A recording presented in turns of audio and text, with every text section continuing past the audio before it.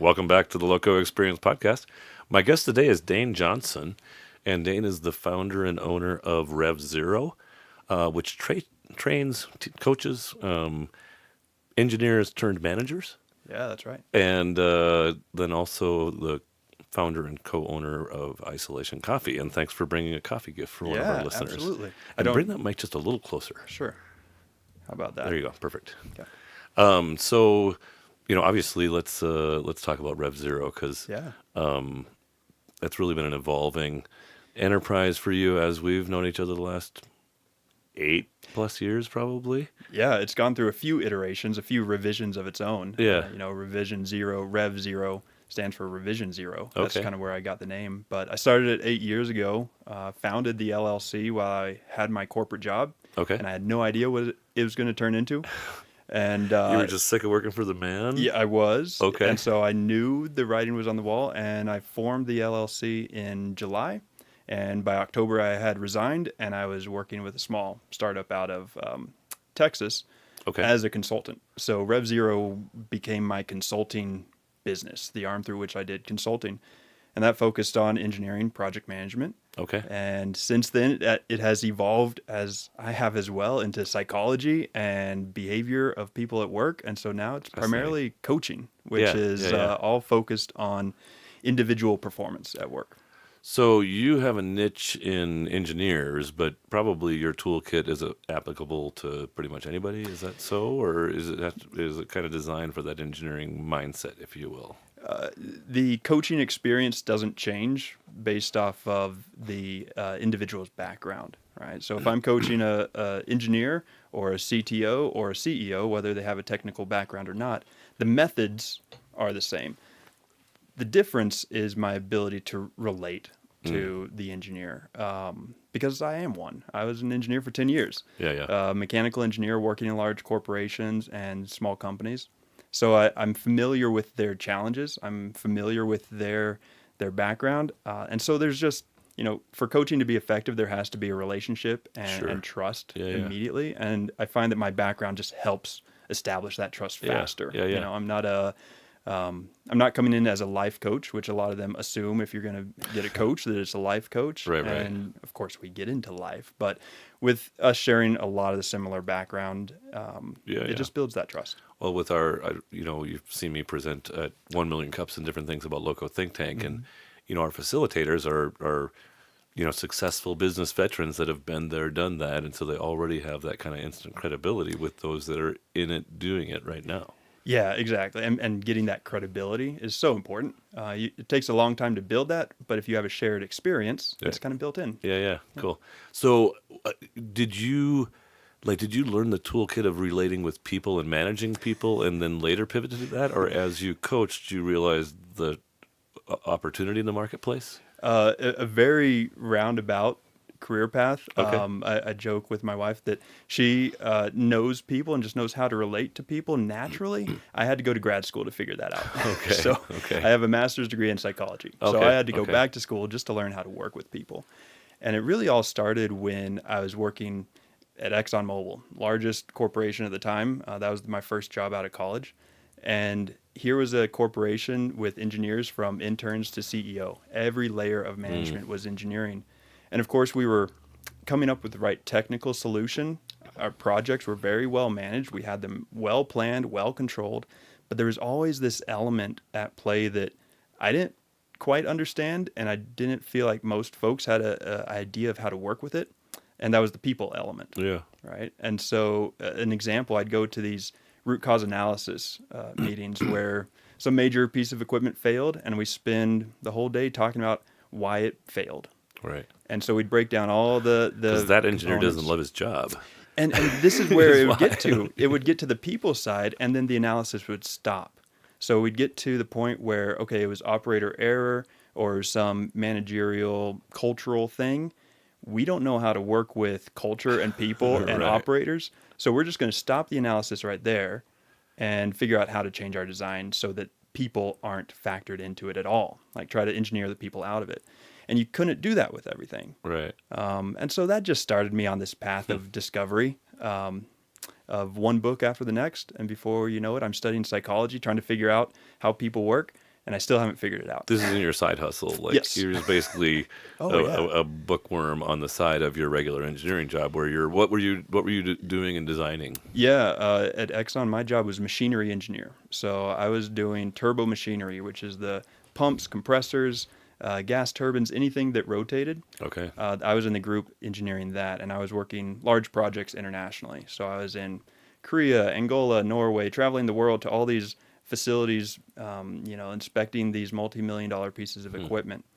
And so that was my engineering background. And they're Was failing for different reasons because yeah. they're all in different kinds of environments, but also the maintenance schedule is not the same with everybody's operation of it and different things like Oh that too, yeah, right? All yeah. those. We designed one spec and we maybe write it for West Texas, but then we want to install that piece of equipment in Siberia or Africa. Right. I was working on subsea technology, which is we were designing 5 megawatt driven pumps that could sit on the ocean floor for years without being retrieved.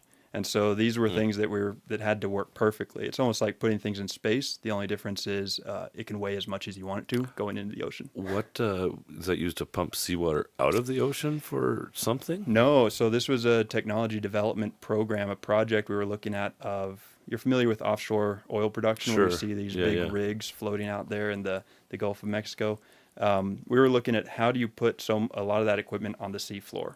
Could you just have it right at the wellhead, have a separator underwater, have pumps, have Oh, damn, compressors yeah. underwater, do that work on the seafloor, and then just have long pipelines bringing Sure. it back? Sure. Because so much of what comes out of a reservoir is water.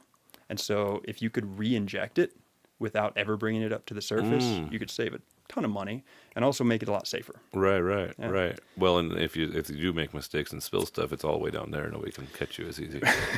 Well, spilling was not something that was tolerated.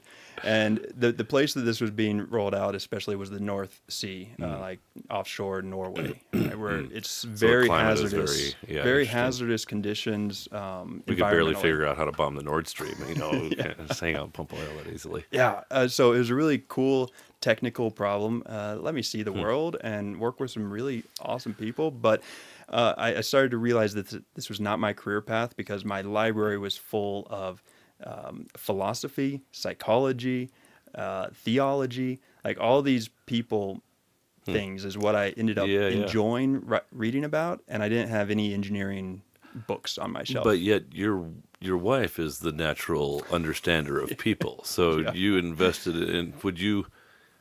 I would say that I'm probably a better understander of people instinctively than many as well. Have you got as good at her at it now, or No. is you're more from a methoded standpoint and peeling apart the onion instead of just understanding the onion when you look at it? Yeah, I'm constantly learning. And I think why I've latched onto coaching is because it's moved away from the theoretical and it's now focused on the individual. Yeah. And I really like that. And I get to see the impact of my work far more than when I was doing, change management plans or organizational development, treating people like statistics. Now I'm working one-on-one with the president of a company or the founder, CTO of a company, and they're navigating the people problems, right? Because Gotcha. they figured out a technical issue, they figured out how to make money with it, and now they need people to scale it. Yeah, yeah. But some of the advice I got early on in my career, I was a very impatient person, and I probably still am. But the advice I would get from mentors over and over again was just be patient, be patient. And I hated hearing that. I wanted to know what I could do next. Right. So I think grad school, I studied at CSU. I think studying psychology for me, it didn't necessarily teach me how people work. It taught me how to be patient. So I've learned patience over the years. Fair. Yeah. Fair. And so describe maybe an engagement. Like what would, I was going to just observe, I guess, that the value in like your niche is pretty neat because, engineers are worth whatever, 100 grand ish or whatever, but engineers that can manage engineers are worth at least twice that. Right. Yeah. But a lot of engineers flame out. Mm-hmm. Like in my industry, I was a banker, I was a lender, and I was pretty much just a hired gun. Go get the bank some more customers, and then, some people became managers, bank presidents and Right. things like that, and other people didn't, and it mattered a lot as to what your value to the organization was. Yeah, and this is a value proposition. I believe that engineers should be promoted into leadership positions in technical companies because other engineers want to work for engineers. Yeah, yeah, Customers want to buy from technical experts. yeah, And when something goes wrong, you want someone who understands the technology. If you're a manufacturer, if you're in IT, whatever it is, when something goes wrong, people want the leadership who are making decisions to be intimately familiar with the product. yeah. And so, There's great value in not having professional CEOs come in from yeah, a retail store operation and being the boss of an engineering company. yeah. So there's definitely benefit to hiring, definitely a benefit to hiring internally in technical organizations. The problem is then that so many of them, it's just a sink or swim Right. promotion, Yeah, yeah. right? It's promotion as a reward. Hey, you were good at this job. Let's promote you because you'll surely be good at other managing people who have your old job. And that doesn't just Right. happen organically. And so I got into this line of work so that engineers like I was stay in their job because they learn how to enjoy it. Right. I Well, kind you can of still be an engineer and manage a yeah. team of engineers successfully if you do it right. And there can be huge personal benefit, like Yeah, yeah. so much more enjoyable. And so you started to ask what a typical engagement looks like. There's very few typical engagements. That's what I was wondering. Like, even is the person paying for it out of their pocket, or is the company buying this coaching for this guy that's starting to look like he's failing as a manager now? Not quite. So it is the business that hires me. Okay. However, they're not hiring me for the person who needs remedial coaching. They're Okay. hiring me for the person who is the future CEO of that company. Okay. So the people that they see as having high potential that they want to invest in, that they're willing to invest in, they're saying, "Hey, we promoted you not only for recognition of what you've done, we promoted you for anticipation of what you can do." And so in coaching, that's my focus, is realizing that potential. Because the systems and the structures in most companies aren't set up to provide that development opportunity. Right. And also engineers, we get used to learning a certain way, and that's by the book. And there are laws of physics, there are no laws of human behavior. Yeah, yeah. And so we spend our entire education focused in the books. We spend our entire early career focused on the technical solutions, assuming that there is a solution, and so focused on the formulas and the plans Yeah. that when you get into management, it requires a new way of working in problems rather than on them. All right. Yeah, yeah. So I dabbled in education. I tried to do some trainings. I'll do workshops every now and then. But the development of a manager is not a knowledge challenge. Yeah. It's an ability. So when you mentioned that somebody that could be the future CEO is oftentimes invested in through you by the company, but is that not person not already managing people? They usually are. So I Okay. do get involved when they're already in a position of management. Okay. Preparing someone for a leadership role is almost like preparing someone to be a parent. Yeah, Like, yeah. they're not going to hold on to all that information until they have a kid that they're trying to figure out how to raise. Yeah, yeah, fair enough. So I tell companies when they're working with me, it's after you've promoted someone, either I start coaching them that exact same week, and we're just meeting one-on-one. There's no education involved. It's just having an external partner Yep. to help navigate this transition. So it's either right after the promotion or it's 6 months, 9 months later, where they've been in a position of management long enough that they've Yeah. tried some things, that they've made some mistakes, Yep. and they are willing to learn. It's not broken, but they've eaten humble pie maybe for the first time. Yes, yes. They've put in place all those brilliant ideas of time management and time reporting and how to run a meeting and haven't gotten the results they Yeah, expected. yeah. Interesting. And then these companies, are they like 20 to 100 person companies? Are they bigger than that mostly? Would you on work the- with director level people instead of CEO types, I imagine, too? Yes. Yes, on the low end, and this is from actual experience over the past couple of years. On the low end, it would be around 50, Oh, wow. where Okay. they're starting to put into place formal leadership structures. Yep. Right. There's a C-suite, basically. There's a ish. C-suite, and it might be 2 people. Right. But then they're promoting someone else into director of operations or manager of operations. So it could be around that 30 to 50 people on the low end. On the high end, it's a few thousand. Okay. It just depends on the evolution of the organization and do they have in-house training and development. Yeah. So most of the companies that hire me don't have training and development in-house. Okay. Or if they do, I'm getting to come in purely as a coach to add to the training and development. Right. So I And get to talk specifically with, for this role, probably. Yes. I do have a program for first-time managers, and so a lot of small companies will send their people through this because for a first-time manager, there are fundamental things to learn. Like, Okay. what is the job? What does it mean to be a manager? What are my responsibilities? Right. They're not often being told that from their boss. Yeah. In a small company, the boss doesn't always know even. Yeah. No, that's an interesting observation. Can we talk about, like, what is the job of being a manager? There's probably a lot of managers out there Yeah. listening to this podcast, and even small business owners that started a thing and now they find themselves managing 3 to 5 people and sometimes not really managing them much. Right. Like, what does it look like, really? There's 5 core responsibilities that I talk about. Okay. But in the program, I always start with the most difficult person to manage first, and that's yourself. Right. So we spend the first 4 weeks just talking about self-management. Oh, wow. Like, what does that even mean? And then we spend 4 weeks talking about managing other people. I think the expectations of managers has changed over the past few years and decades. Probably a much more emotionally tipped thing. Like, Relationally. 20, for 30 sure. years ago, it was like, well, these are the 5 things I'm measuring you on. And, that's the end of the conversation. It'd be very transactional. Yeah. You might be managing, and it's different if you're managing an engineering company versus a restaurant or an assembly line. Right. If your employees are paid more for what they can think up than what they can do with their hands, then the style of management is different. Yeah. It's difficult to Very hard to measure. It's very difficult. So to anyway, measure. I sidetracked you. So what was that first? Yeah, so the responsibilities of a manager, and these apply to everyone. The first one is just to establish objectives.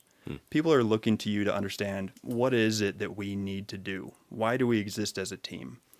And if you don't know where you're going as a manager, then you're probably just going to be stuck in the individual contributor role. Right. Where you're just doing some engineering, these people are doing some engineering, right. and you're trying to bring it together. Oh, and that's different than the mission and the vision and stuff of the company. Right. As a manager of a team of 3 or 5 or whatever, you've kind of also got to have your own real purpose, your objectives. Yeah, and I love OKRs, objectives and key results, because they're kind of stackable.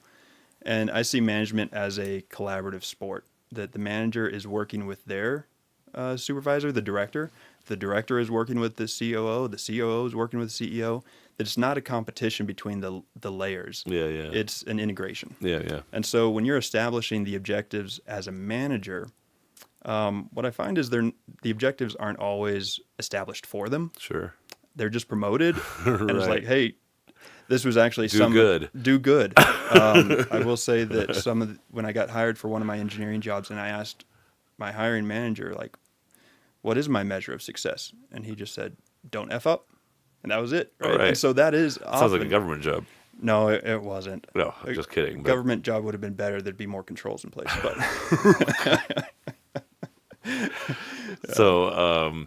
but that's clutch, right? Like, just knowing what we're trying to do here. Yep. Actually, the blog I'm writing and is due Thursday morning, and it's freaking already Tuesday afternoon, is the power of the point. I like that.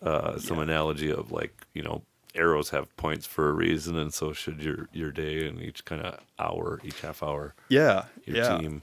I like that. And objectives are always in negotiation. They're always changing. And what the point is always changing. And so this is just a starting point of a conversation.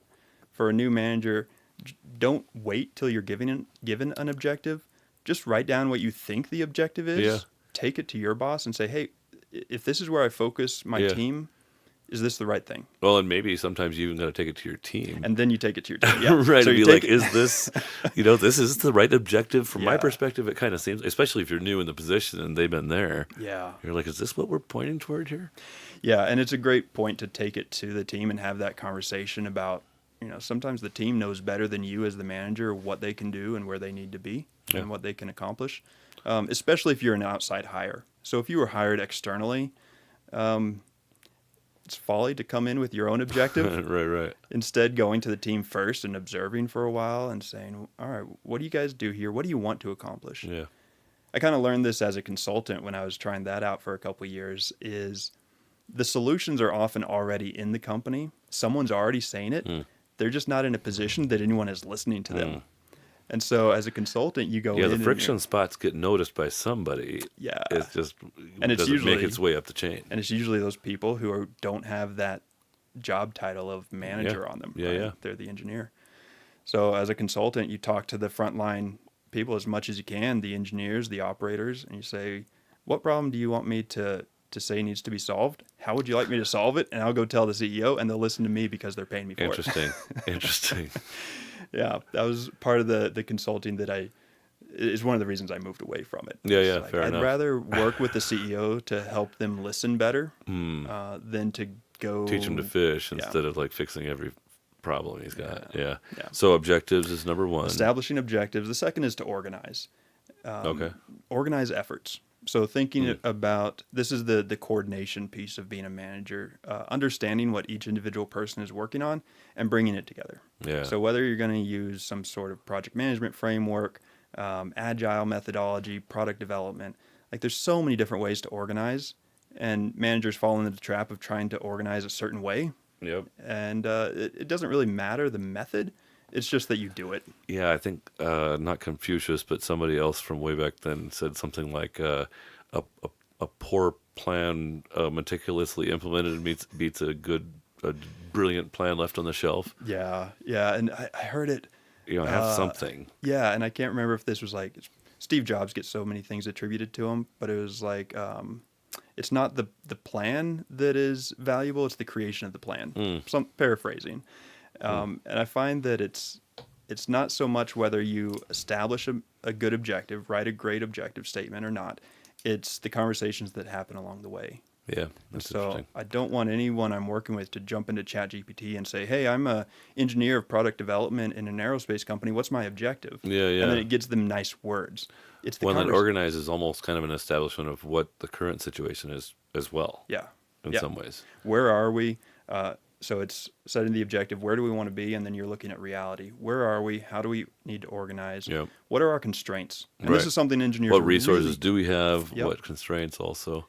and constraints are what engineers are used to working with. Yeah. I mean, engineering is, at least mechanical engineering, is physics constrained with time and money. Right.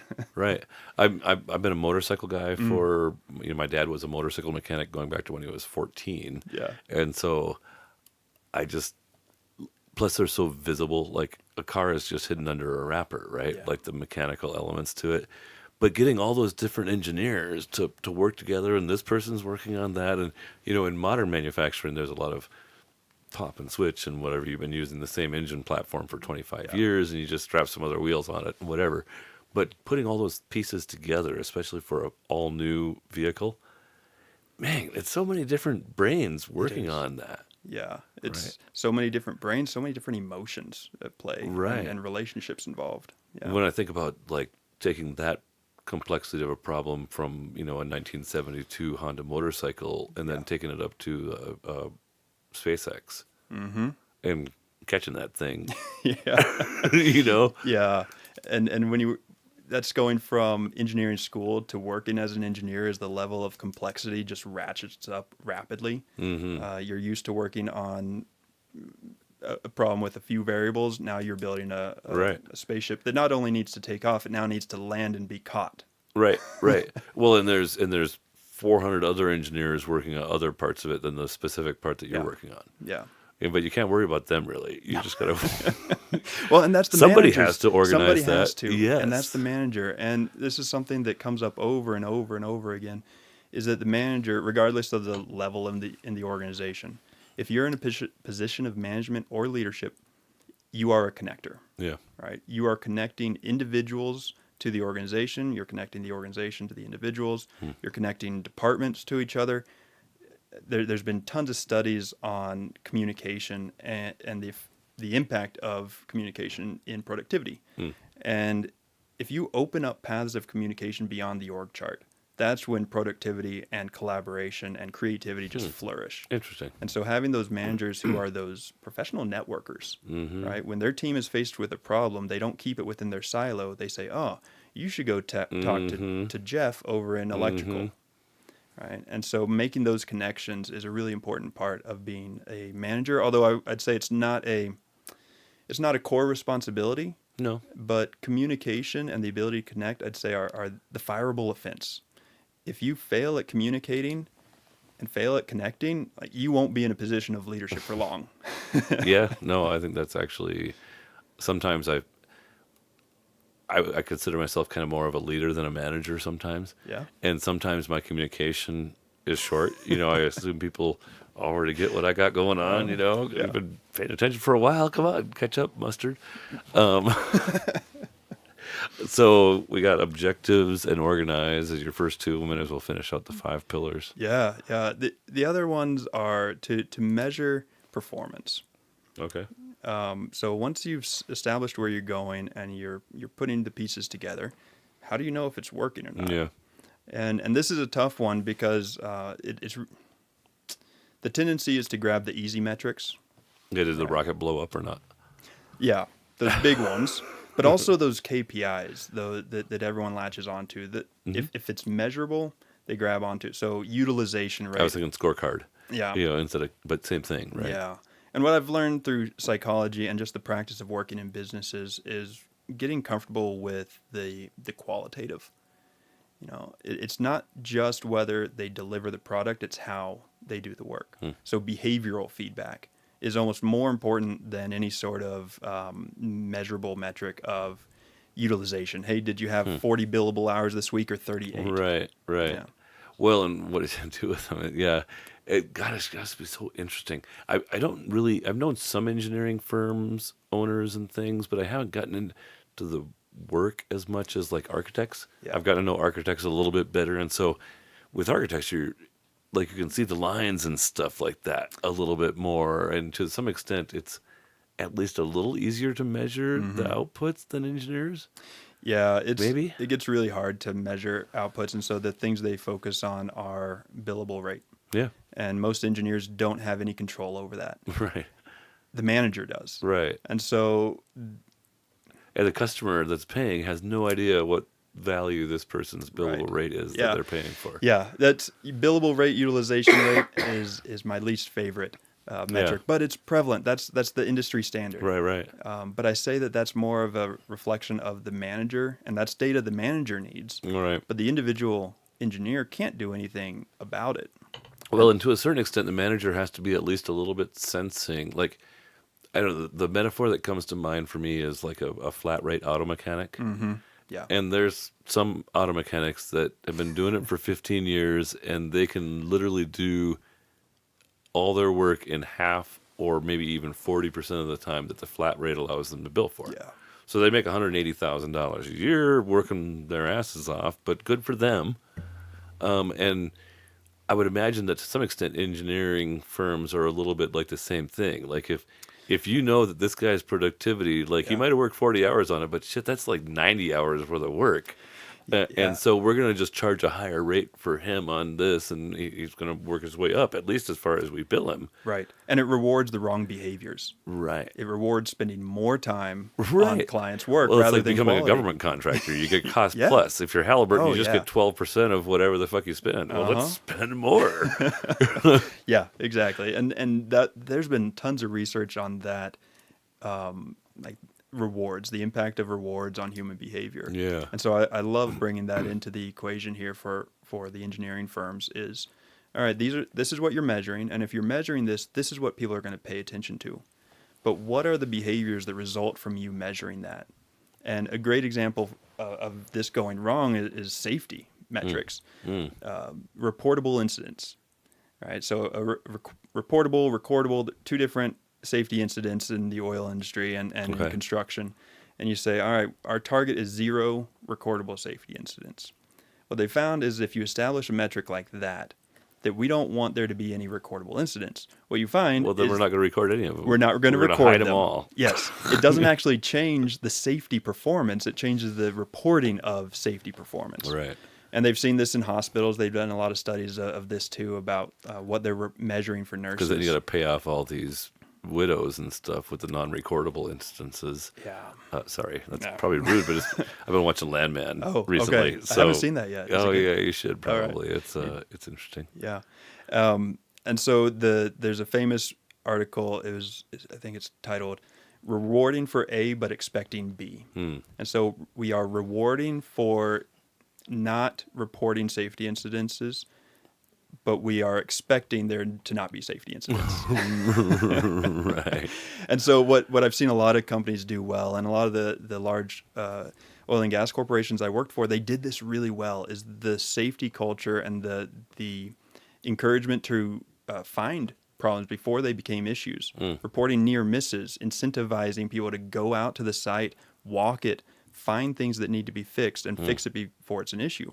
Because not only is a safety incident bad for the individual and everyone involved, it's extremely costly. Oh, you yeah. shut down an entire facility for days to investigate or weeks Yeah, or yeah. longer. And Yeah, when yeah. you have thousands of people on a construction site and one Totally. safety incident shuts it down, there's the incentive to go find things before they happen.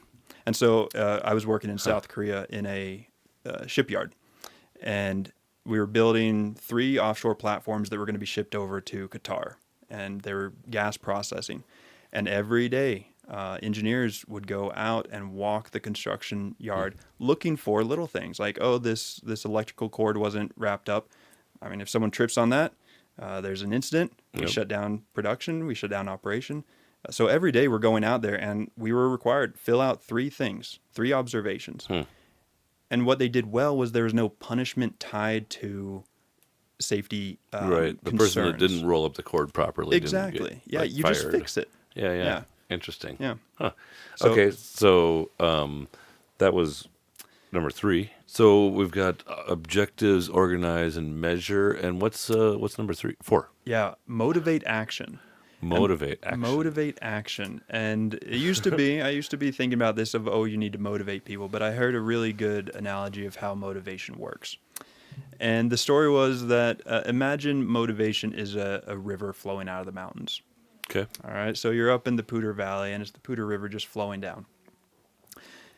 It has its source, right? Sure. It has its source. Motivation is coming all in the from power all that it's- over. It's yep. got all the power it needs, but things fall in over time. Things start to dam it up. The course gets redirected. Trees are falling in. Boulders are falling down, and so motivation gets constrained, just over time. And I see this. This was my own experience working in corporations. Right. I know a lot of people's experience working in corporations. They're super excited. I haven't known anyone who got into engineering who was not excited to solve problems and work on big projects. Yeah. Right? They got into the work because they loved it, and they were motivated to do it. They were motivated to study something very difficult, put in the years to do it, get a hard job, and put in the hours and the years to do Right, that right. too.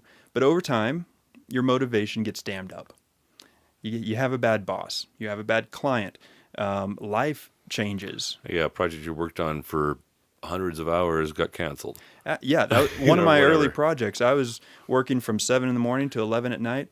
I should have watched the consultants who were working on the project, and they clocked out at 5 o'clock Right. because they knew something I didn't, and that was that the project was going to get shelved. And it did. But I was, spending so much time away from home, so motivated to do good work, and then my motivation just I'm fell sure apart. Shriveled up. Yeah, Yeah. for sure. And so for a manager, this motivate action is to look for what is getting in the way of someone's motivation. I go in assuming that you as a manager and your team want to do good work. I haven't met anyone who deliberately got into management because they wanted to be a bad boss. Yeah. Right? They kind of Yeah, fall yeah. into it. They lose their motivation. And so if you're wanting to motivate action of your people, I take away all the carrots. I take away all those rewards like gift cards and some bonus structure that they have no control over. Like, that is not how you motivate action. If you want to motivate people, understand what excites them and remove barriers for them. And so as a manager, you're asking them, hey, what are you working on? What are you excited about working on? And they say, here's what I'm working on. Here's what I want to accomplish. And then you start asking, okay, what's getting in your way? Yeah. And they're going to tell you. They're going to say, well, you're asking me to fill out timesheets that take 3 hours every Friday. That's getting in my way. All right. So now as a manager, you have a job to do, and that's to make that process simpler. Right. Remove the friction.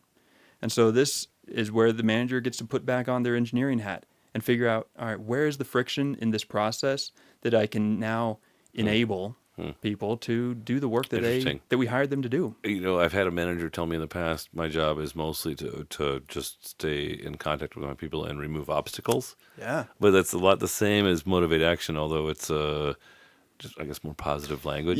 Yeah. I'm a big fan of positive psychology, which is you identify a positive future state you want to get to and you work towards that versus looking at the past and all the mistakes you've made. Fair enough. And so if we're giving feedback to people, I like to flip the script and say, give them performance feed forward. Like, what would you want them to do next time versus the mistake they made in the past? I dig it. Yeah. And number 5. Develop people. You have people who are still growing, still learning, who are motivated by a sense of mastery, that are motivated to progress in their career. So understand what individually the people that report to you want to grow in and give them opportunities to do that. In a large corporation, you're going to have the resources available to you. That's what I was going to say, and you're going to have some of this mapped out. When I started my career at Exxon, we had a 3-year early career milestone. Like, this was an 11 by 17 sheet of here's all the trainings you need to go to. You're going to need to have these practical experiences. You need to be on these types of assignments. And so the supervisor's job was to make sure I was progressing on those milestones. And the greatest motivator is showing progress. And so that's one thing that large companies do well is they say, here's what you need to work on in your early career development, and here's the resources to do it. Exxon spent more on my development in the first 3 years of my career than they paid me directly. Wow. Right? Yeah. And the supervisor's performance was measured on how well they were progressing all the new engineers that reported to them. What a fascinating...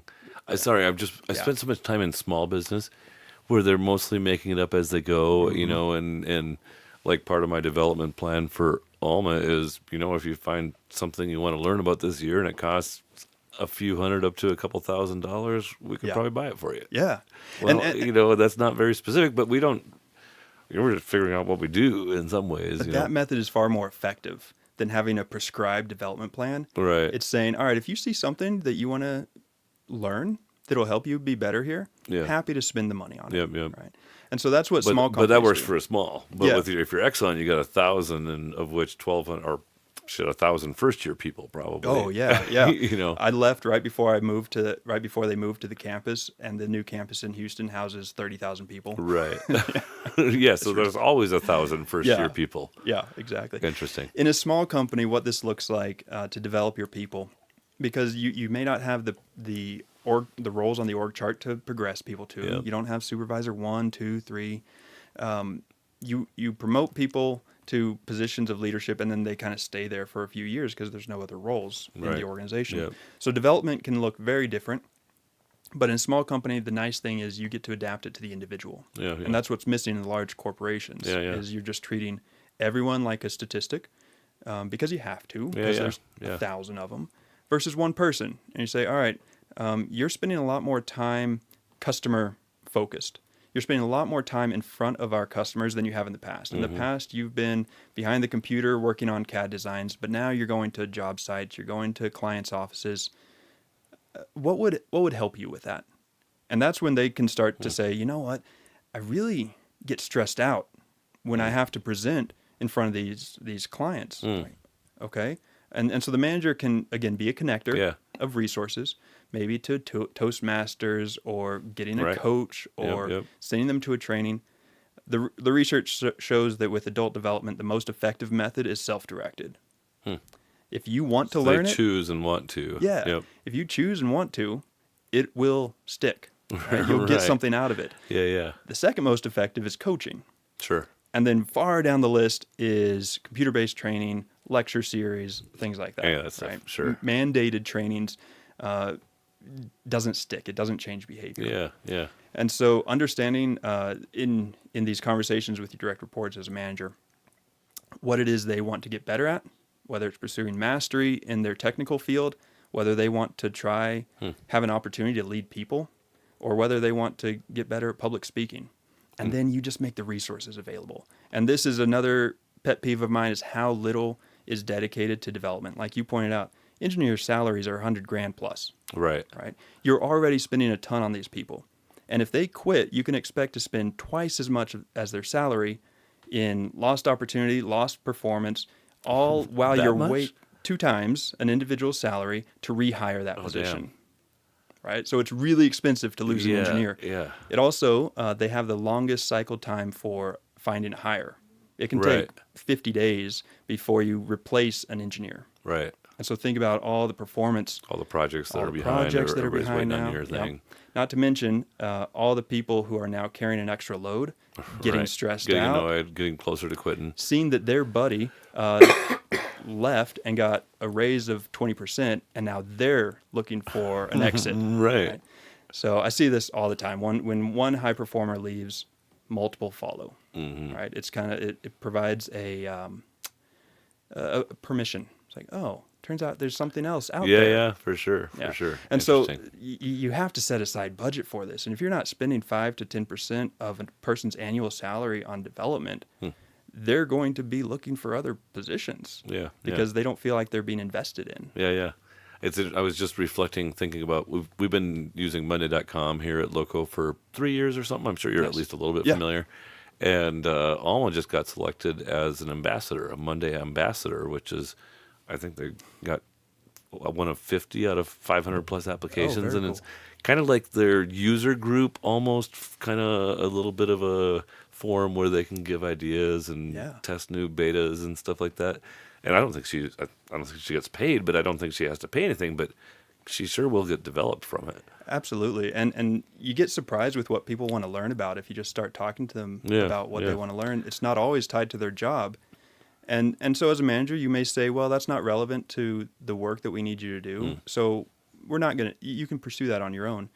Others, it might be a very loose connection. Oh, yeah. But can be very valuable. I mean, honestly, if I had a budget for it at a bigger company, and if I had a employee that wanted to take violin lessons, it'd be like, yeah, you can spend your, I mean, to some extent, not your whole thing probably, but like, because I think just learning is healthy for people, even if you're not learning something. Engineers might be a little different equation, probably, because you can actually charge more revenue for them and stuff when they can measure that. But just being a learning personality type for a longer period of time is healthy for everybody.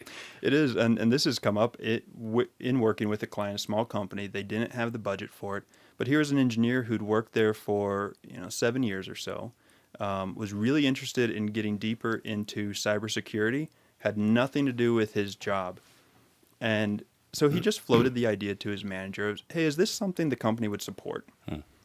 And the manager's initial reaction was, heck no, right? Right. I'm not paying $200 DYJ, for this. do your job. Yeah.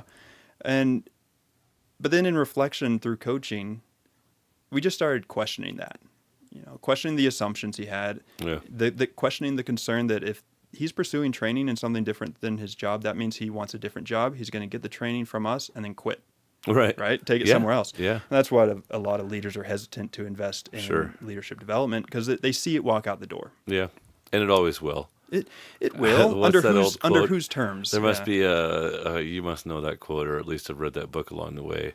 The CFO says, what if we invest all this money in training for our employees and they leave? And then the CEO says, well, but what if we don't and they stay? Yeah. Yep. Yeah. That's been an argument that I've made many times. But I guess honestly, like I came through a banker training program, a credit and management training program that Community First National Bank hired 6 smart young people every year for, and then sent them out into the locations and stuff. And like 3 years in, I got poached by Bank of Colorado because Yeah. they were just a lot better. They had a lot more market share. They were actually just a stronger organization to work for. They had more consistency, better customers. And so in my particular case, Community First did invest, probably even back then, like 50 grand in me. Yeah. And then I parlayed that into a $8,000 a year raise. And that was my experience in my first job too, right? They spent so much training me, and Yeah. I left. Well, and so maybe they shouldn't train so early as part of what you're saying, or not train so much so early, but keep it going instead. Yeah, I don't know what the right answer is. Yeah. Focusing on developing people, because that's the manager's Yeah, responsibility. You're not trying to get everyone who's working for you to stay there for 30 years. Right.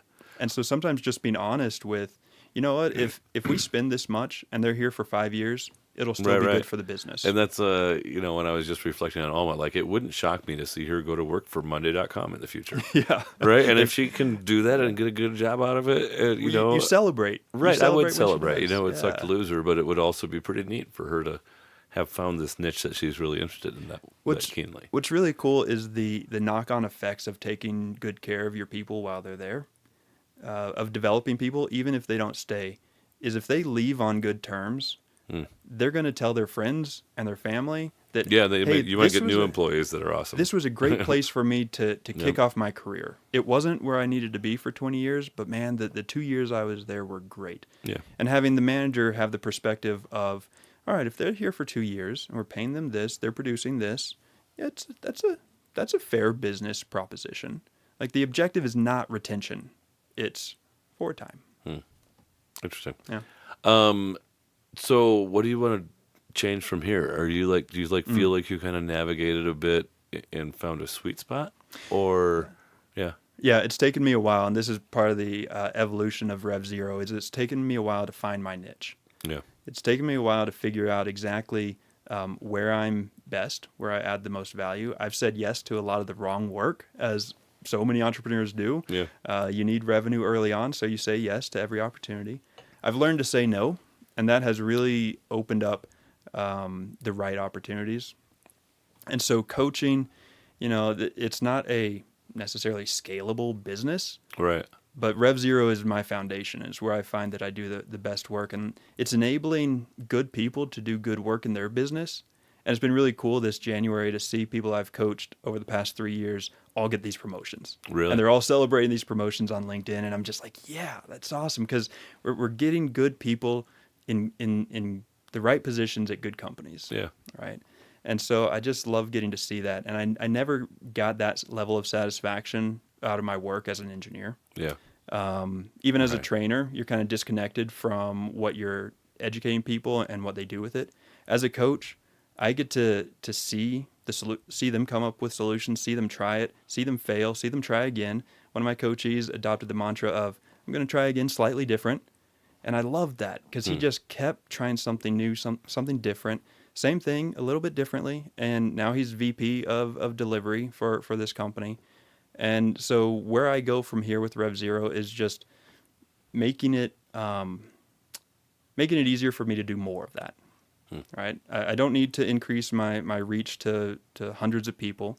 Having 10 executives I'm working with, but I always want to keep some open for new managers. Sure. I really enjoy working with first-time managers as they're making that transition from engineer to manager.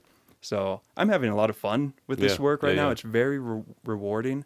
And what's cool is I'm getting to work across a lot of different industries. Yeah. I think, where I go from here, we're doing some program development. Okay. That's because part of what I was wondering. Just make it Yeah. easier for you to not have to go in a full custom with each client kind of thing. Yep. Less customization. There's still custom solutions, but taking a lot of the education out of it. And instead having a program or having this accessible somewhere else, because what did I say the most effective way of development was? It's self-directed. Right. Right. And so if my clients want to dive deeper into motivation, instead of them having to surf blogs full of ads, here's the Rev Zero platform, a client of mine, you're on RevZero online, you have access to my library of resources on motivation, Yep. not just the pop culture business Right. magazines. Here's 5 links that I've found to be useful Yeah. and on brand and on what I've seen, whatever. Yeah. And as we grow, one of the mantras for myself early on was knowledge is free. You can learn whatever you want on your own just by Googling it. Sure. Right? You have to wade through a lot of crap to Yep, get to the yep. good stuff. And so in RevZero, we're trying to do the same thing. Knowledge is free. Like I'm trying to take what I'm learning in psychology, take what I'm learning in engineering and project management, and take what I'm learning from other companies and making it accessible to my other clients. Yeah. Like Yeah. my client tried this over here. It might work for you. Yeah, Give yeah. it a shot. So making that knowledge free and then allowing me to really focus on coaching. Cool. Yeah. You love that relationship Yeah. element of it. Yeah, I do. Which, if you had told me that is what I would do, I'd say no way. Right, Yeah. But the right. one-on-one coaching, love it. Huh, that's really neat. How do you measure your success, like outside of the big promotions and stuff like that? Like, how do you, like on a month-to-month or week-to-week basis, like, do you check in on yourself, like after coaching sessions and stuff? Yeah, or I is your do. client's progress your progress, or? Yeah. So I start most of my, not all, but most of my coaching engagements with a development plan. Like, Okay. what is it they're working towards that is important to them for 3 months? And that's what we're going to make progress on. So I use the OKR framework there. What's their objective? What are their key results? And so I can see and also reflect for them that they're making progress. Yep. I mean, these people are working so hard, and It's a lot easier to keep working hard when you see you're making some progress. absolutely. So we start with where they want to be. What is their ideal future self? And we work towards that. So we get to see that. But I do rate myself every coaching session. After every coaching session, I give myself a number. Was that an 8? Was that a 6? Was that a 10? And it's totally subjective. Yeah. Those numbers are purely mine, right? I'm not putting this into a database, but I'm just asking myself, all right, that session was a 10. Why? What would I do different? Yeah. It was an 8. All right. Maybe we went a little bit over. Maybe I gave advice when I should have asked a question. So I am constantly checking myself with each of these sessions. Maybe we covered too much. Right. And this is what I do in coaching over and over again is just narrow the focus. All right, let's narrow your focus to this one problem. And that's then the larger measures of success would be those promotions.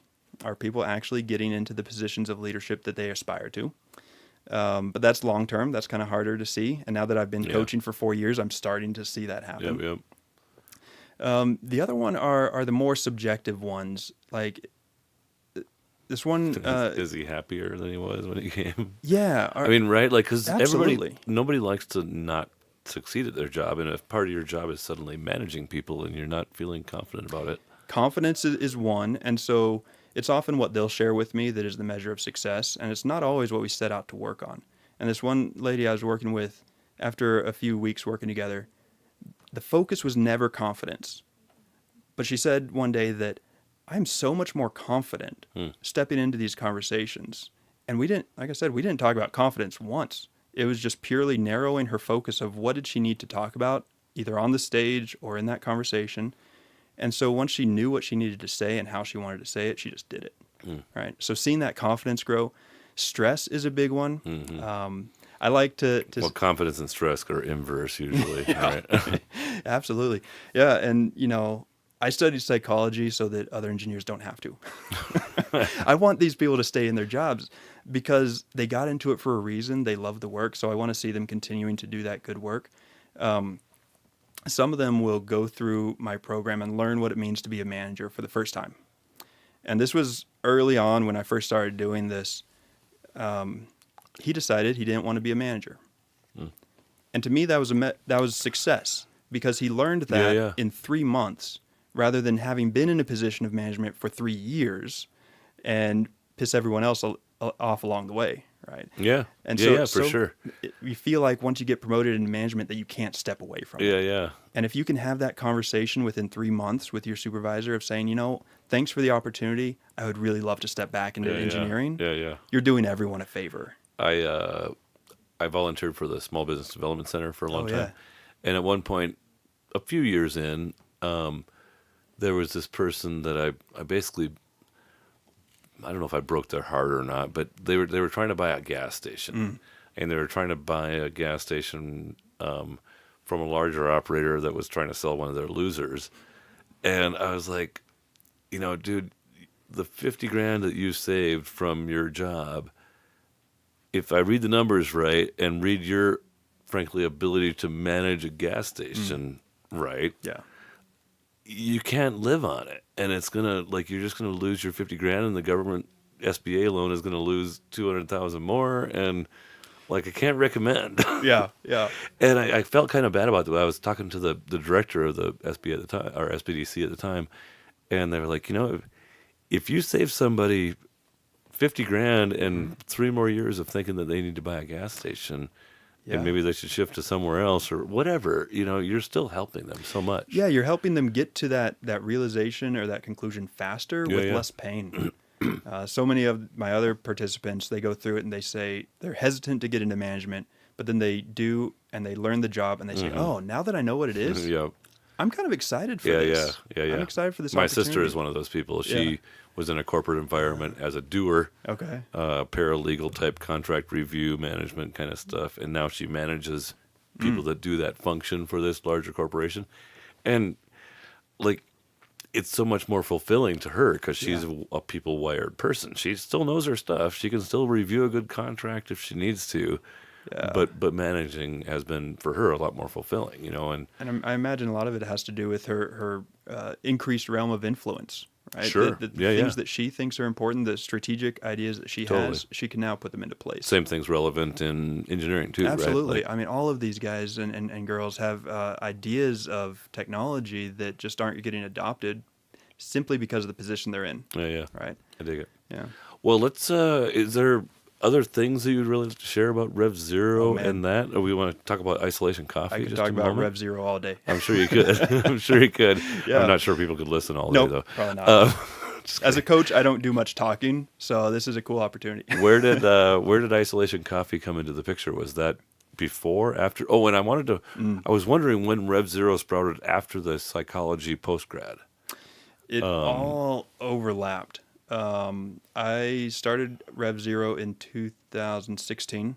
Okay. And for 4 years is when I was really focused on helping build one engineering company, so Yep. full-time consultant. Okay. And then pandemic hit 2020. And so I was already in grad school, but I was still working with this company, and travel ceased. Do you right? talk about who this company was? Is that public? It's a or not small public? engineering firm Okay. down in West Texas, All right. right? No. ENXL. Yeah. And so I was helping them get started. And It was really a consulting period in some respects, right? Okay. yeah, but not a very good consultant because I kept one client and never pursued the next. Right. So it ended like it was planned to, but it ended suddenly with the pandemic. And so 2020 is I was still in wrapping up grad school, had my Rev Zero consulting base, trying to figure out, all right, where's the next opportunity? And then I was home roasting coffee on my own. Okay. And this is actually my second coffee company. My first one. That's what I thought. There was Yeah. something before then. Yeah. There's something called Agrarian Coffee. Me and a buddy down in Texas. Okay. I wanted to learn how to start a business, and he wanted to learn how to roast coffee. So instead of going to get my MBA, I started a company. Perfect. Yeah. And so I did all the finances and the legal side of things. But we sold that, and as part of the sale, I kept one of the small roasters. Oh. And so I would roast my own coffee in my garage for years. And then in 2020, I had more time to roast. Right. Right? Yeah, And everybody had more time. That's why I everyone had started more this time. podcast. So many good things came out of 2020. True. Yeah. The QR code recovery resurgence. I asked some friends if I roasted extra, if they'd want some coffee. And they said yes. So I'd start delivering coffee just so I could hang out on the front porch, talk with my friends. And then one partnership led to the next, and I was introduced to my buddy Braden Lands 2 years ago. And he had a coffee Oh, company. Braden from Half Step. Matthew's house? Yeah. Is He that did the same that for guy? a bit. Yeah. Yeah, he was. Were you there I at the know same Braden. time? Okay. Well, I was the president of the board of the Matthews House for a while, Okay. and I've been a volunteer and I think supporter for a he long had some time. involvement there. Yeah. It was before I knew him. I dig that guy. Just tell him, and unless you hate him, then I hate him too. No, he's I'm awesome. He is a Is he your perfect partner now? He's my partner now, Okay. co-owner. What's up, Braden? Yeah. You'll probably listen to this. if he can get through me talking about Rev Zero and coaching for an hour. He's and a already half. heard you talk about that for hours and hours in the past. No, we just talk. So is it okay if because we're going to give away this a fancy isolation coffee mug and a bag or maybe 2 bags of coffee, but I've got a Rev Zero mug. it's a Rev Zero mug. Yep, Okay. Rev Zero mug. Okay. Got 2 bags of isolation coffee. But what I was wondering about that is, could we just give a mug and 1 bag away to our listeners, and I can just take 1 bag home? I will leave all of it here, and where it goes from you, it's totally up to you. All right, we won't talk about it anymore. We're going to do our grab bag questions here in about 30 minutes if you're listening, and so be listening for Dain's answers on that. And in the short run, I need to take another potty break. Okay. This episode is sponsored by Loco Think Tank. Loco Think Tank provides peer collaboration for business owners. We build smart, safe places to help business leaders navigate every stage of the business journey, and we love what we do and who we do it with. Our model features give-back-minded business veterans in the role of Loco facilitators, and we're always looking for abundance-minded individuals to add to our membership, facilitator team, Loco community, or to feature on this podcast. Listeners of this podcast who go on to become members of Loco Think Tank get their 6th month of membership for free. Just mention the Loco Experience podcast on your application.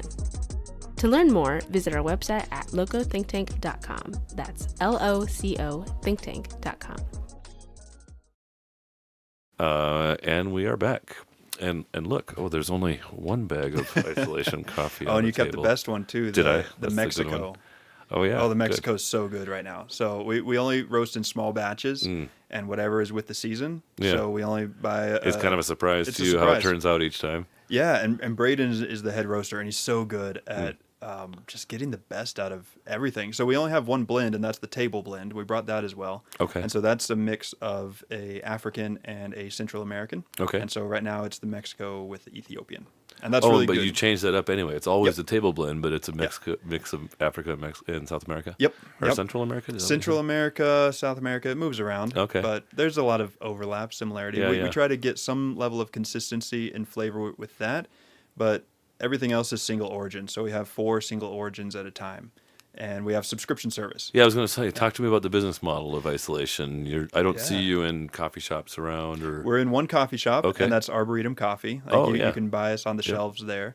But it's all subscription based. It's all online, and Yep. this is how I started it in pandemic times. Okay. Was people would place an order. It might have been text at first. It was like, "Hey, do you want a bag?" And then Right. I'd show up on their doorstep Friday afternoon. We'd hang out and chat for a little bit, and I'd leave coffee. leave the coffee on the front step in a bag. So Of it course, could we sit had to be overnight. like far away. Bring it in the next day. Yeah, we had to talk through screens. Because screens, of course, screen doors, just as effective as masks Right, at of preventing course. COVID. But I had little kids, and so my boys would come with me on the deliveries, cool. and so I got to drive around Fort Collins. Got time in the car with he was 6 years old at the time, and 2-year-old. Well, and you're doing new single origins on a regular basis, Regular right? basis, So it's yeah. almost like a wine club where the wine changes as it's fresh. It's so all here and there. roaster's choice, so we'll get a few samples, and Braden will spend a few weeks testing and roasting before we buy a large order. Yeah. And then that's what we have on hand for Which few, is a few couple months. 100 pounds or 1,000 pounds or Yeah. something like that Yeah, of coffee beans. we you know. only buy maybe 100, 200 pounds for yeah. one Yeah. at a time. And we're going through it a lot faster. So we finally moved out of the garage. We're in Okay. a roasting space. Oh, We great. have a larger roaster. It's So fun. it's not really just a hobby business. It actually pays you a little bit at this point. And what's the cost to be a customer? Let's see. Our subscriptions, we've got 2. We've got the table subscription, and right now it's $12, and you're gonna get a Monthly? No, per delivery. So it could Okay. be monthly, it could be weekly, it could be bi-weekly. Oh, it's Depends just on $12 how bags. addicted you are to Yeah. coffee. Okay. Our coffee is for the home connoisseur. Yeah, So yeah. you're working from home. You've got your coffee bar set up. You grind it fresh, and then you get to discover something new. And then so that's $12, and then we've got our isolation subscription. So that's like our top shelf stuff. That's going to be the anaerobic process, the Ethiopian beans, the ones that have a really unique flavor profile. Okay. The table subscription is going to be the safe one that your in-laws are probably still going to like. Yeah. The weird stuff. The isolation is going to be the weird stuff, like it's almost like fine wines. Yeah, They've yeah, got for really powerful, Very pungent aromas. And yeah, but so good. So yeah, good. yeah. And that's $18 or $20 a bag or something like that.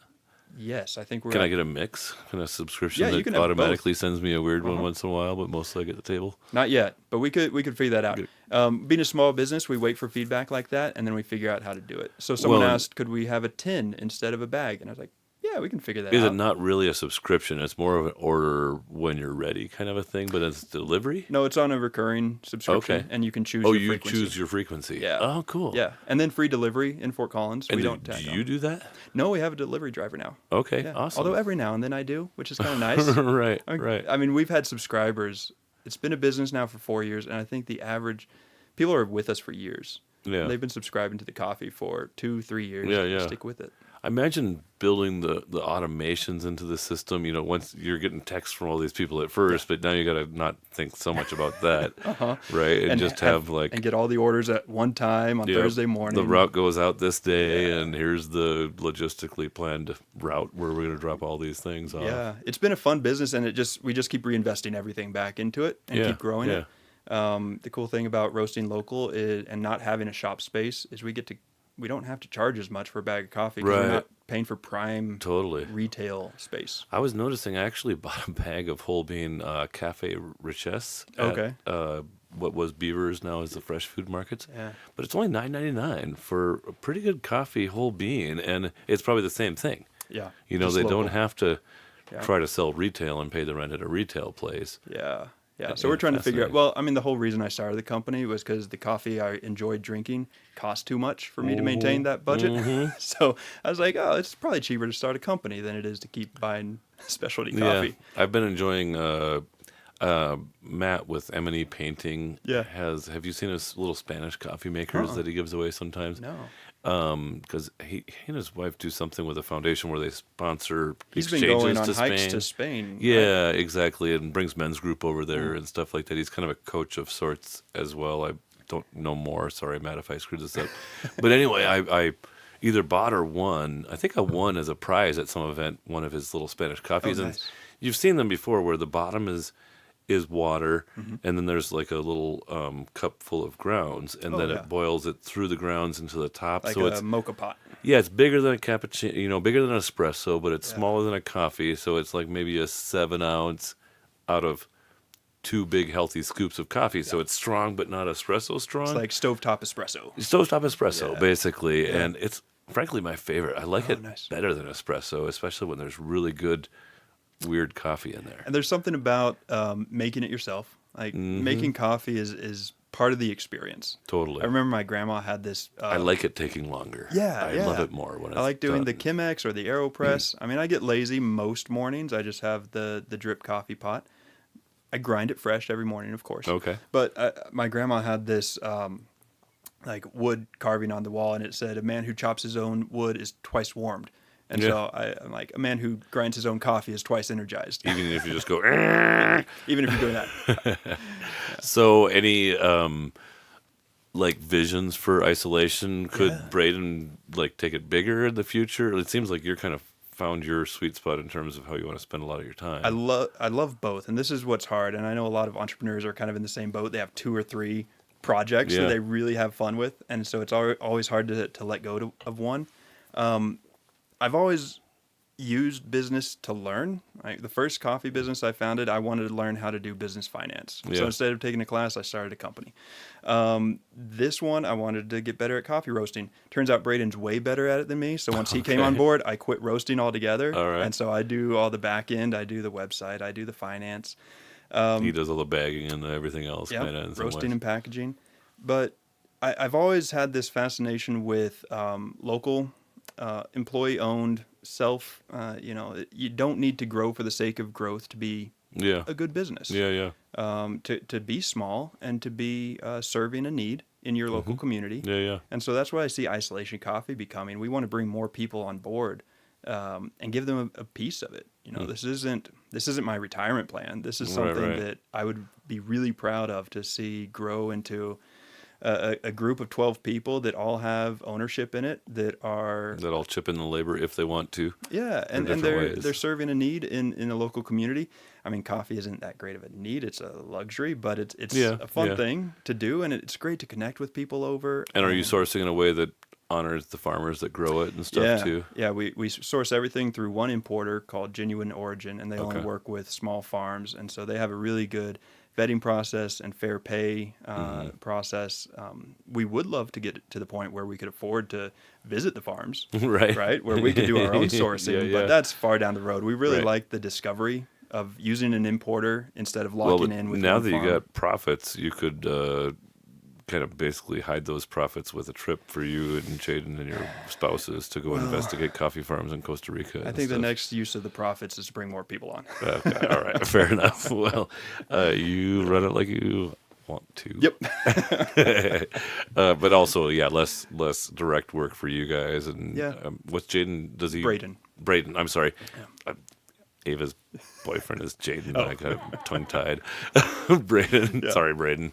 Does he have a day job too, or is he a full-time roaster with the coffee business? Like me, he probably has more things going on than he should. Okay. He's got 2 young boys at home as well, but he works for a cabinet maker, so he's Okay. almost full time at Yep. a cabinet shop, which is right next to where we have our roasting space. So sweet. that's really convenient. Very cool. But he's really talented at that as well. And then he also runs a nonprofit, Half Step Ministries, where he does music education for cool. high schoolers. And so I know that brings a lot of joy to him as well. Yeah, And that's really cool. It's nice that to have a partner where we're both kind of approaching it the same way. Yeah. It's like we really love this business isolation. We really love the product. We really like working with each other. Mm-hmm. And where it goes from here, we're holding loosely, Yeah. which is kind of counter to my approach to Rev Zero and Right, management right. consulting, which is what's your objective and how are you going to get there? Right. And within isolation, it's like, well, we'll see what it's going to Yeah, be. God's plan is probably going to sort it out. Yeah, if and we don't push it too hard one way or the other. And I find that doing both things gives me perspective in both arenas that I wouldn't get otherwise. And it's really easy as a coach or a consultant to come in and think you see what needs to be done. But as an owner myself of a really Totally. small business that is cash flow positive and can't afford to pay me, can't afford to pay my partner, like we're just reinvesting in it, that we don't have the resources to go do what we know we should do. And that's the state that so many of my clients are in too. They know what they should do. They don't have the resources to do it. And so it forces me to approach coaching with a lot more grace and patience of, I know there's not a right next step necessarily, like the thing you know you should do, but there's the thing that, well, what could you do? What are you willing to do and what do you want to do? Yeah. Yeah. So I went to grad school and I got patience, and in starting a coffee company, it's given me perspective. Fair enough. Yeah. I feel like we can roll into the time machine real briefly. Okay. How far back we going? We go back to usually like first grade. Okay. Do you want to share like what your family and life circumstances were as a 6-year-old? Sure.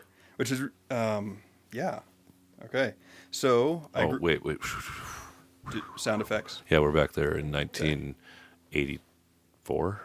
No. So I don't know. I was born in 86. Oh, you're born in 86. I was born in Damn. 86. I'm a 90s kid. You are a grown-up looking guy. Well, thanks. I mean, you don't look old. You just seem mature. Well, it's taken me so a long you're time in your to look 30s old. still. Yeah. Yeah. I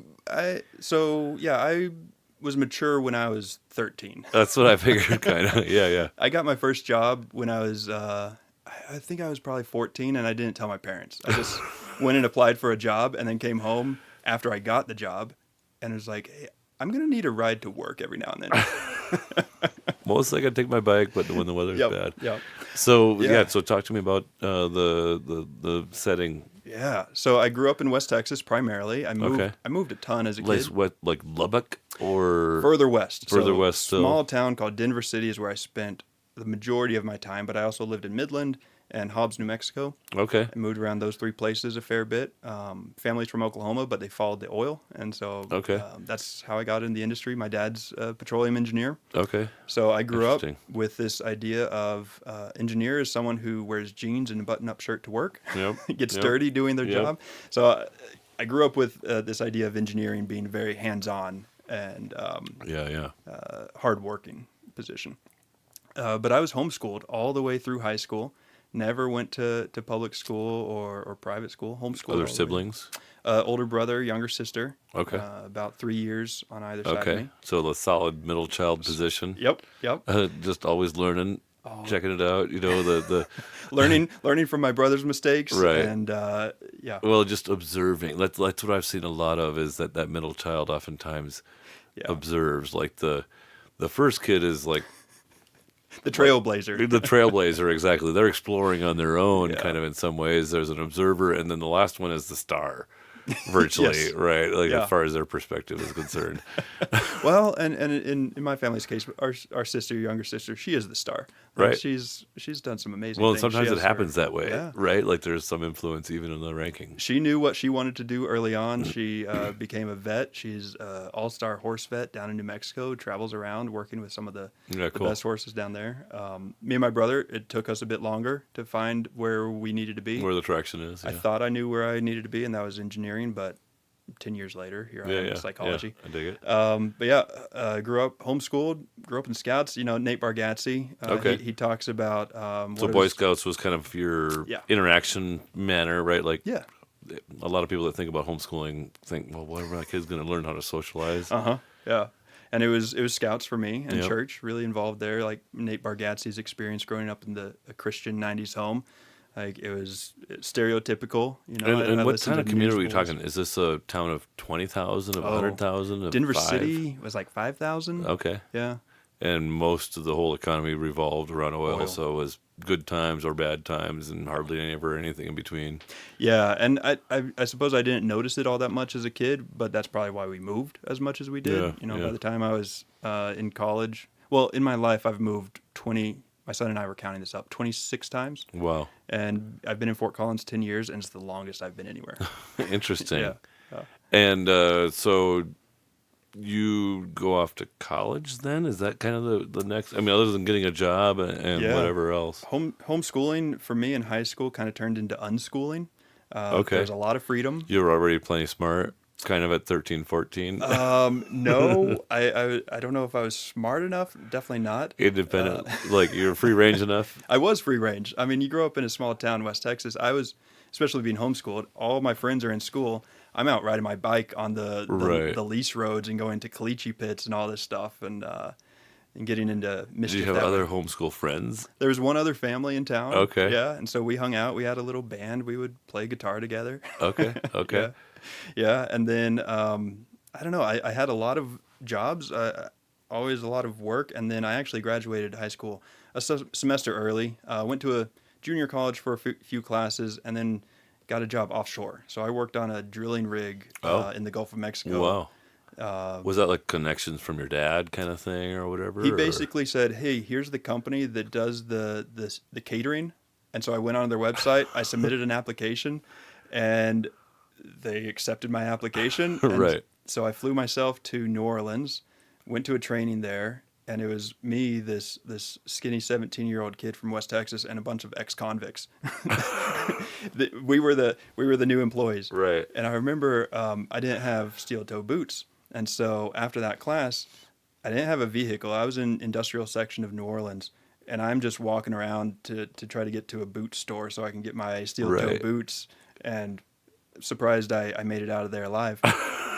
And then flew down. And did they have a boot store in? I Okay. found one. I All found my right. boots. I was pretty resourceful. I took care of myself, found my boots, and then I would fly down to New Orleans, catch a, I don't know, hour, 2 hour long taxi ride down to a heliport, get on a helicopter, Wow. and fly another 40 minutes out into the middle of the Gulf of Mexico. For the day or for a week at a time? Or 3 something? weeks. Oh, wow. Yeah. So Okay. I was a janitor on a drill Okay. ship. So I worked Okay. the night shift. And what that meant was I made everyone's beds and I gathered everyone's dirty laundry, took it to the. I mean, this was a massive ship, drill ship. Yeah. It's bigger than the Titanic. And I was Interesting. cleaning the heliport or the helipad. And there's like rooms for 30 people or something, whatever, Hundreds. hundreds Hundreds. of people. Oh, Yeah. dang. Interesting. And then I'd also work in the kitchen where I was responsible for cooking like 400 strips of bacon for every meal. I got in trouble because we had a dignitary visiting, and so we were all cleaning, Right. getting everything spick and span. and I polished the handrails of the stairwell, and so they were really slippery. And so, so I got in trouble for that one. I had to go back and unpolish the handrail in the stairwell so no one would fall down. That. Yeah, yeah. And then from there, a few different colleges. I was paying for it as I went through, and so I looked for the cheap stuff. Just kind of dabbled in. I knew I wanted to do engineering. One, because it would pay my way through school. There are very few degrees that have paid internships. Yeah. And so I did the basics at a small university in New Mexico, and then transferred to Texas Tech because there was a girl in Lubbock that I wanted to be around. Okay. Is she your wife now? She is. Okay, yeah, that's good. We actually got married. How did you end of find sophomore her? year? We were next door neighbors in high school. Okay. Yeah. So All I right. moved in next door when we were about 15. All right. And then we were dating in high school, and we didn't break up, even though we moved to different towns for school, and then both found our way to Lubbock and got married when I was 20. She was 19. I've been through Lubbock actually before. There's really no other reason to be. Is you're going through there, right? Right. Yeah, pretty much. I mean, it seems like a biggest town. I don't know, 50,000 people or something. No, it's I don't know what it is now. It's a lot like Fort Collins. So it's a college town. Yeah, Yeah. Texas Tech University and I mean, it is Lubbock like Christian University. 100 miles in every direction is pretty yeah. much empty. Yeah, for sure. It's going to take you 2 hours to get anywhere else. Right. Yeah, it's probably 150, 200,000 now. Okay. Well, which makes it kind of an oasis of culture in some ways, even, Yeah. I would imagine, for West Texas, right? There's probably not. Oh, yeah. Is there another cultural center in West Texas? Well, so this like was San Antonio is way south, but Yeah, we never went down there. We would go to Midland sometimes and Lubbock. and But Midland's talk kind about- of a big town, but it's like all refineries. It's like not really a town. 100,000, and yeah, there's Midland, Odessa, so it's kind of a metroplex. But now. it's all roughnecks there, whereas Lubbock has a couple of colleges, a Christian school, and a proper university, if you will. Yeah, and there's a lot more agriculture in Lubbock, so a lot more farming, Horse and farms animals. and stuff like that. Yeah. Yep. Okay. Yeah. So sorry, I'm just centering myself on where you come from a little bit. Yeah. So you kind of secured this gal while you're Mm-hmm. in your like fourth college tour of some sort, kind Yep. of bouncing around, and Yep, but and- knowing you wanted to be an engineer, and that sounds like the kind of school that would have a good engineering program. Yeah, Good state. Tech was really Yeah. good. I wasn't sure if I was going to go to A&M or UT or Tech, but Tech was really good, and I got to work in the machine shop there. I was in the mechanical engineering department. There, the professors also teach classes, which is nice. It's not just grad students teaching Yeah. classes. So I had some really good professors who were there to teach. They wanted to be there. They loved it. Smaller classes. I was a part of ASME student organization. I got to design my own competitions. We did trebuchet building competitions. Oh, fun. And so, yeah, it was a good time. I enjoyed the time at Tech, and they did a great job of job placement. And so I had 4 different internships or co-ops just in totally different industries. I worked for BNSF Railways. I worked for a chemical company in Iowa. I had an internship for Exxon, and then an internship with FMC. They build the subsea technology for oil production. What a fascinating Yeah. set of opportunities for a young person. Absolutely. Katie and I, we got married, and then we immediately moved to Houston, just the two of us, and I worked this internship where I was deconstructing subsea trees. I'd have to show up to work at 4 in the morning. We worked from 4 until 1, I think, because that was the nice time of day to be working outside in Houston. Right. Yeah. Yeah. Interesting. Well, it feels like we've kind of come full circle, almost back to where your career started and evolved. And so if you're comfortable, don't need a potty break, we can jump right into the faith, family, politics segment. Yeah, let's do it. Hi, this is Clint Jasperson, Managing Partner at Purpose Driven Wealth. We believe financial clarity leads to a life of contentment and purpose.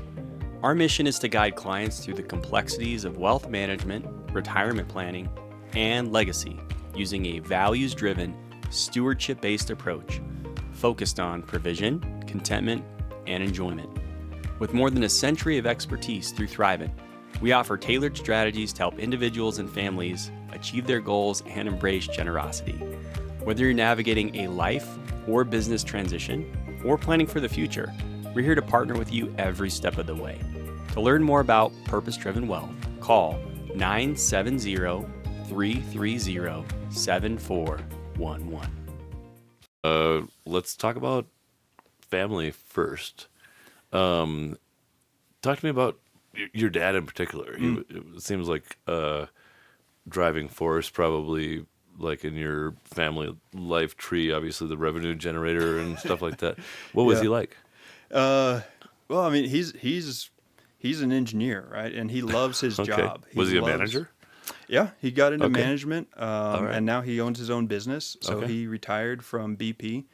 He had moved around to a couple of different oil companies through acquisitions and different jobs. But yeah, he got into senior management and then started his own company. And he's doing Like consulting in that space? or engineering. Well, it's an EPC, so engineering, procurement, and construction. Mm. So they design and build the production facilities down in West Texas. something? Interesting. Yeah, Okay. so they do a ton It's of work crazy down how there. it's still rocking down there. Oh, I guess yeah. frac has basically recycled It's what turned it was into- getting to be a gas field. It's turned it into a manufacturing process. Yeah, almost. yeah, It's less. yeah. There's speculative. less wildcatting anymore. You just got to go down there and Yeah. get it. Yeah, yeah. Such an interesting thing. It is. Yeah. How about your mama? So she was the educator, right? She didn't have a job. Once they started having kids, I don't think she had another job until we were all gone. Yeah. Yeah. So she was always home. Was she good at that? Like, was she natural yeah. curious and things about? Yeah. They raised us to be independent, and it worked. Yeah. And yeah. but also to be free thinking, come to our own conclusions, read for ourselves. Yeah. So there was a lot of freedom and autonomy growing up, which was really cool. And yeah, they work together now in this business. It seems to me that your wife then crush when Yeah. you were 15 has been a significant branch in your road. Do you want to talk Oh, about yeah. why I mean- she was so impactful to you? Sure. Even Even because now. you spent a long time apart between 15 and 19 when you really got together. Yeah, but now we've been together in our lives longer than we've been apart. Sure. Right? So yeah, she's Why did she want that? First question. why did she want what? Why did she want that togetherness? Oh, Like, I don't because she know. was this charismatic person Uh-huh. that was very intuitive in drawing, and you were kind of this nerdy engineer that's trying to figure out how people work. I don't know how we ended up together other than proximity, but I'm really glad that we did. Glad for the proximity. Absolutely. Like it was a gift. The fact that That's we humility ended right up there. I right appreciate next that. to each other.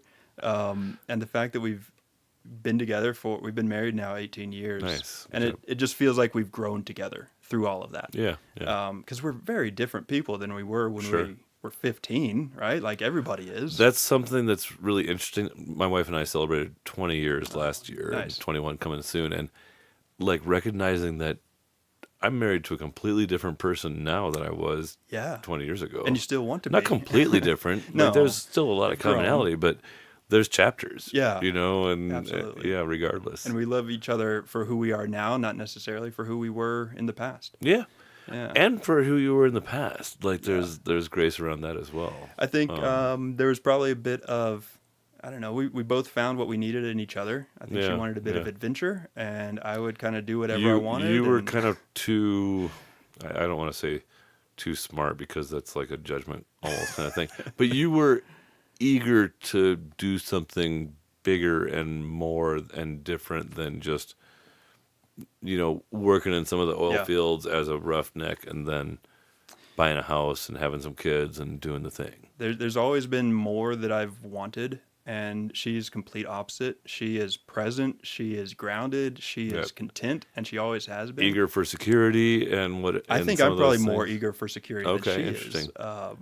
But no, we balance each other out Yeah, really yeah. well, and we're both growing in that even now. Sure. Right, where I'm trying to learn how to be more present, be more grounded. I mean, I've got an 11-year-old and a 9-year-old. I want to be around as a dad. So how did the two of you find your way to Northern Colorado?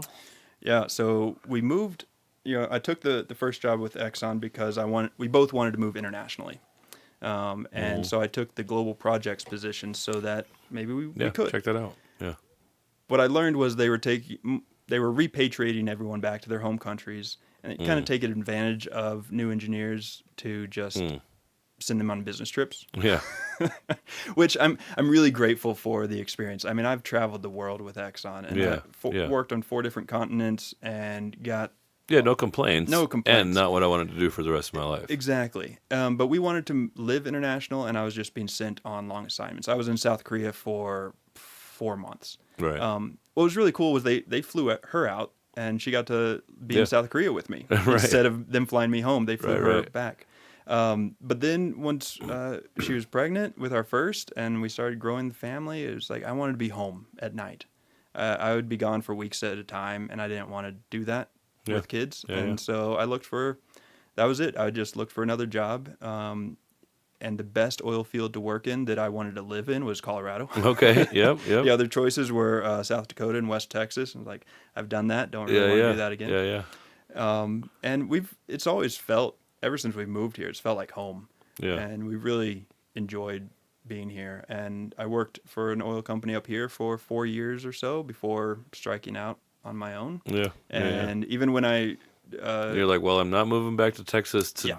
do the stuff I've been doing, and Yeah. so I guess I got to figure out unfortunately, travel kicked back in. how to stay here. Yeah. But so then I was traveling more than I wanted to. Again, I wasn't home as much as I wanted Happens. to be. And so Well, for a entrepreneurship was season. kind of, for a season, yeah. Yeah. I wouldn't change it.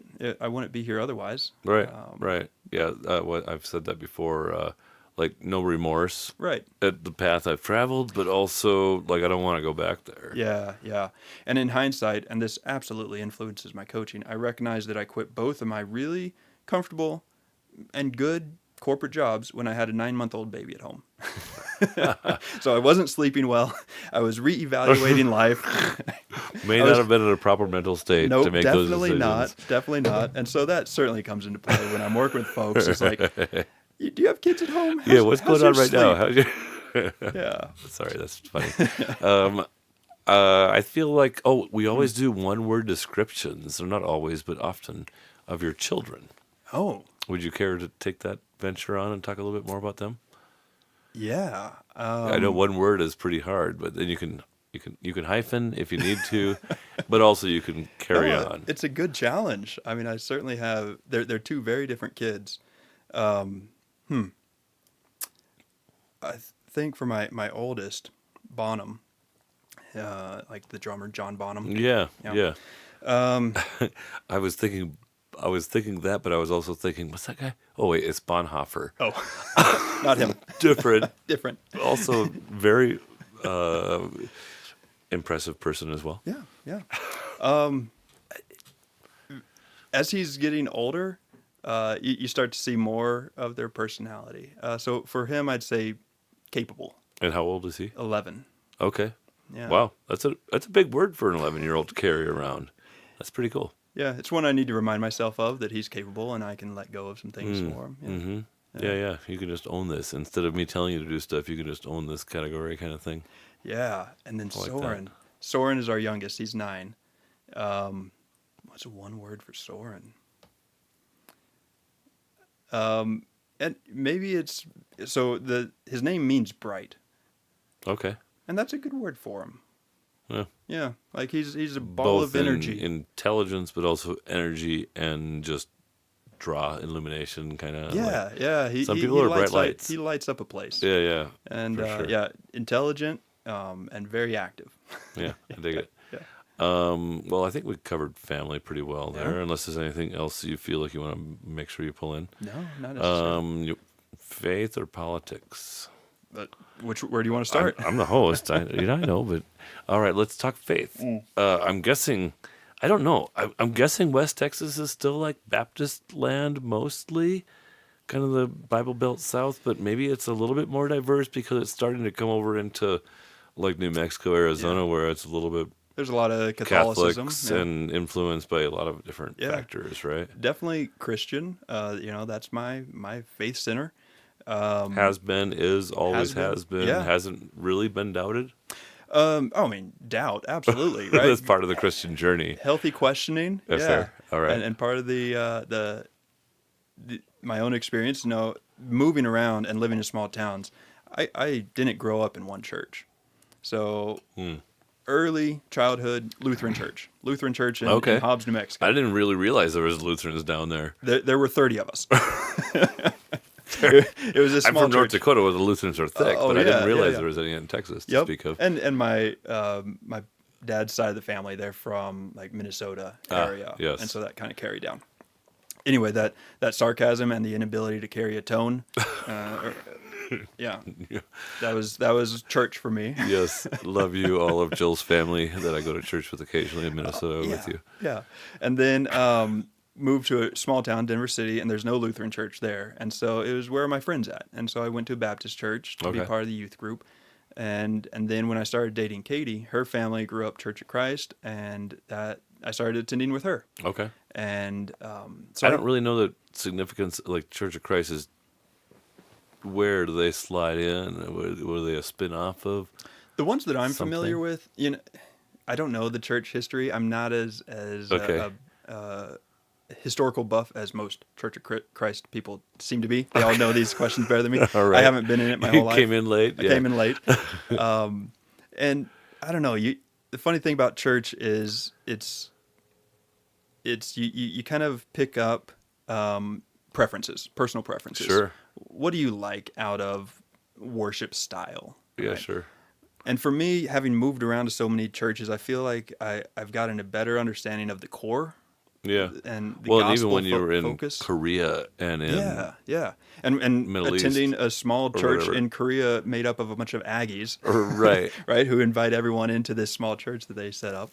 And then when we were in Houston, we went to a non-denominational, a church called Ecclesia that was really cool, that was really impactful for us because we were now in this new town, new community, Yeah, new yeah. church. Sorry, you were coming around to a point, and I think I cut you off a little Well, and the non-denominations and getting to see all bit. So these you've kind of had a different types. sampling of all these different things. I've had a and you were sampling, saying- and so that's given me, I'd say, a root more on the gospel rather than personal preference. So Yeah, how yeah. a church organizes, so long as you're upfront about the things that are valuable to you as a congregation or the things you believe, even if they're not central to me, Yeah. I can set it aside. So the objectives is kind of be more like Jesus and punch your ticket to heaven in some fashion. You can't really punch your own ticket. That's a Yeah. grace thing. Organize. That's where we're talking about the differences and yeah. all these, and measure. Yeah. Anyway. Yeah. It's interesting. Like I mentioned earlier that I had these couple of Scots on last night, and in Scotland, it's like the Church of Scotland, which is like Church of England, but not those fuckers. Yeah. And then, or it's Catholic. Right. Because the Catholics pushed their way into most everything around that time, but there was always this like the 40%ers that were like, well, screw you guys. Well, and you're picking up on some themes. I'm very independent. I don't like being told what to do. Yeah. What to think. What to think. I'm gonna come up with. I want to read about something and come up with my own opinion Yeah. of it. Yeah. And so anytime a church is too restrictive around methodology or legalism, I'm like, okay, that's not my thing. Fair enough. Yeah. And so, like, coming around to full circle Yeah. to today, where do you guys attend a Yeah, we're at a church organization? called The Town. The Town? Yeah. Oh, the it's Town Church. The Town Church. Yeah. By Safeway? No. What? It's on Timberline and Harmony in the old Harmony School. Oh, yeah. Yeah. Yeah. Okay. Yep. We've been there about 2.5 years, and when we first I met the attended, pastor from that church. What's his name? Vince Black. Okay. Yeah, Yes. yeah. He might not have been the head pastor. I think he was a junior. Has he been around? Or is Yeah, it his he church? planted it. Okay. Yeah, so he's Then I've the met him, lead I guess. preacher. I didn't recognize his name, but Yeah. or maybe I've met one of his. And then Eric Reeves. Yes, I've met that young man. Yeah. Okay. So they're the two preaching pastors. Yeah. Okay, cool. But we Pretty were much non-denominational as well. non-denominational, independent. Yeah. But what I like, and this is probably my organizational consultant coming out, what I like is they're clear about what's important to them Yep. and how they're going to organize and what it means to be a member. I'm like, Yeah. cool. I don't necessarily agree with everything you say, but I can get on board and I won't be divisive. I can understand why you would make Yes. those choices. Yeah, exactly. And we were at another church here in town and loved that church, Meadowlark Church of Christ. That was very similar to where Katie grew up. And there's a connection between Denver City and here. And some of our friends from college Okay. are there as well. Yep. They found their way up to Fort Collins, and that was a great place for us for that 8.5 years that we were there. Okay. Yeah. Interesting. Politics. Okay. So we'll start with, should Canada just be one state, or should it be like 10 or 11 states? Like, is it every province and a territory? I think Alaska should be part of Canada, and we should just Let them have it let them themselves? have it. Yeah. Just leave them to their own problems? I'm pretty indifferent. Yeah. So that's that significant. kind of sums up my political opinions for the Okay, for the all most right. part. I'm almost indifferent. I mean, I You will. just want to navigate the circumstances that are there without trying to necessarily influence it too much? Yeah, or understand it necessarily. Fair, okay. Yeah. Yeah, that's an interesting... And I mean, the is that people maybe even almost like a Church of Christ kind of perspective of I don't think letting so. things be like they will be? No. No. No. Okay. I wouldn't tie this to any of the It's not a faith perspective. Because there's, like, when you think about a faith perspective, there's like the Calvinists that think things are just going to happen the way they're going to happen, and you might as well just allow for it to happen. Yeah. And then there's kind of a little bit, I don't know what you would call the anti-Calvinists or whatever. They're like, well, no, if shit's going downhill, you should try to like change it. You should try to do something. I am a you should try to do something person. Yeah. Yeah. God doesn't have a firm set plan. He knows what's going to happen, perhaps, but Yeah. you still got to take action. Yeah. Otherwise, what the hell are we coaching for Things and are building s- local think tanks? Things and are whatever set in else? motion, but you still have a role to play in it. You get to choose. Okay. You get to choose the role you're going to play, and how you show up every day feeds into that. And that's more, but for you especially, that's more on the faith and personal interactions side than it is on I'd say that's also reading the headlines on Twitter Oh, and everything else. sure. Yeah. Because we're in the politics section now. Right. Politics. Yeah. My perspective of I love studying politics. I don't necessarily always enjoy current affairs. Yeah, fair. Right. Okay. I really like reading things where I have no idea after reading the thing how that person voted. Right. I just had a guest on my podcast recently, Cole Strelo, who's created a newsletter called The Flyover. Oh yeah, I heard about that. Oh, really? Yeah, I haven't seen it yet. Is Okay. it good? Yeah, it was a really good podcast. And what he's doing is really interesting because it's like they're very intentional to not emotionalize the facts. Yeah. Yeah. You It's know, hard to do. Yeah. It's really hard to yeah, do. Exactly. And in this day and age, it's like you get more traction for putting emotion into it. And Right. for It throwing was your opinion into clickbaity. it. Yeah. And that's partly why they've gotten some. And they're, Cole and most of the team and most of the structure is what I would call moderate conservative libertarian, not Republicans because they're all too free thinking for that. Yeah. Yep. So can we talk about that? Yeah, sure. Like, I feel like the change in the Republican Party, like I was a big time Trump skeptic. I voted for Trump finally on the third time around. I voted for Gary Johnson the first time. yeah. I voted for Kanye the second time. Kanye West? Yes. And the third time around, I was like, I'm starting to believe that this guy actually really cares a lot about this country, and he sees the part of America that the libertarian in me has noticed since 2002. Yeah.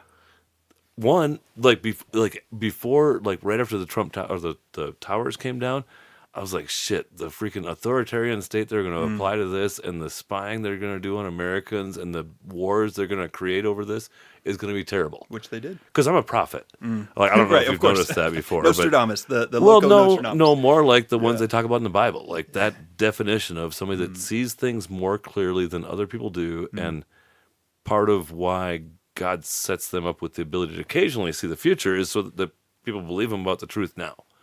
I don't know if you have the same impression of what a prophet does, Right. but I think there's modern day prophets, and I think I am one. Okay. Not like one of 10, like one of, I don't know, 500 million. Like people that can kind of see things happening and see things more clearly. Anyway, I digress.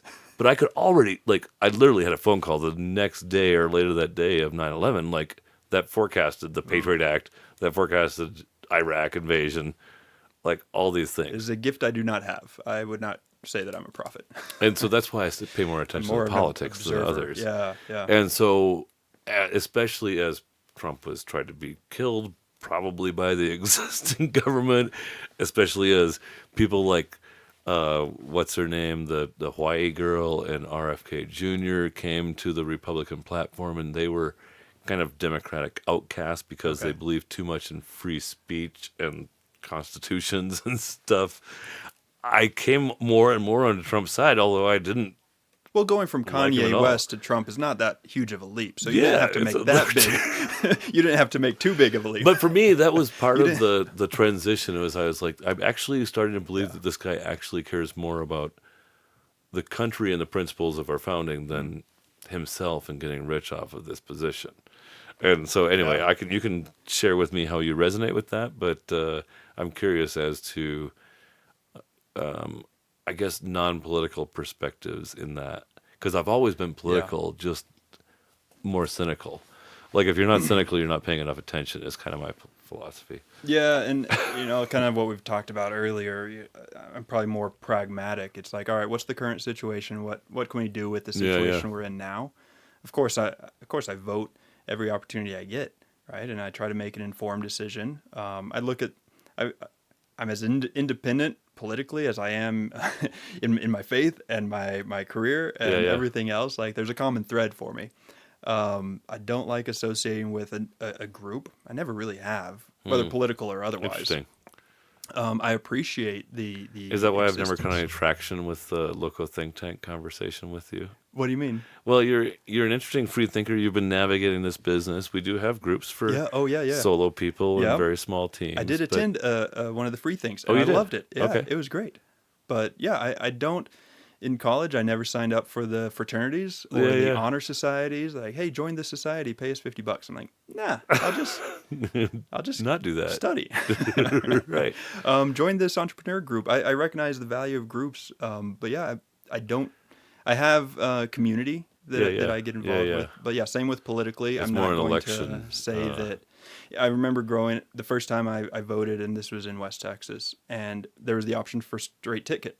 It's like you just circle one box and it does all if you're the an R, deciding you can for just you. be an R. Yeah. Uh-huh. If you're And I don't like that. No. And so I have a very different perspective politically at the federal level, the state level, the local level. Okay. The things that I think federal politicians should be focused on, I don't necessarily think local should be focused on. Do you think the federal government should be focused on less things?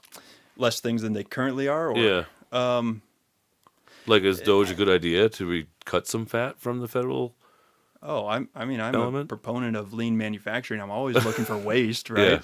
Yeah. Okay. And when you put in place policies and procedures on top of policies and procedures in order to control people's behavior, things are going to get outdated really quickly. Right. I mean, management Especially practices. as culture changes and stuff like that. Absolutely. Yeah. So have things been put in place that should no longer be there?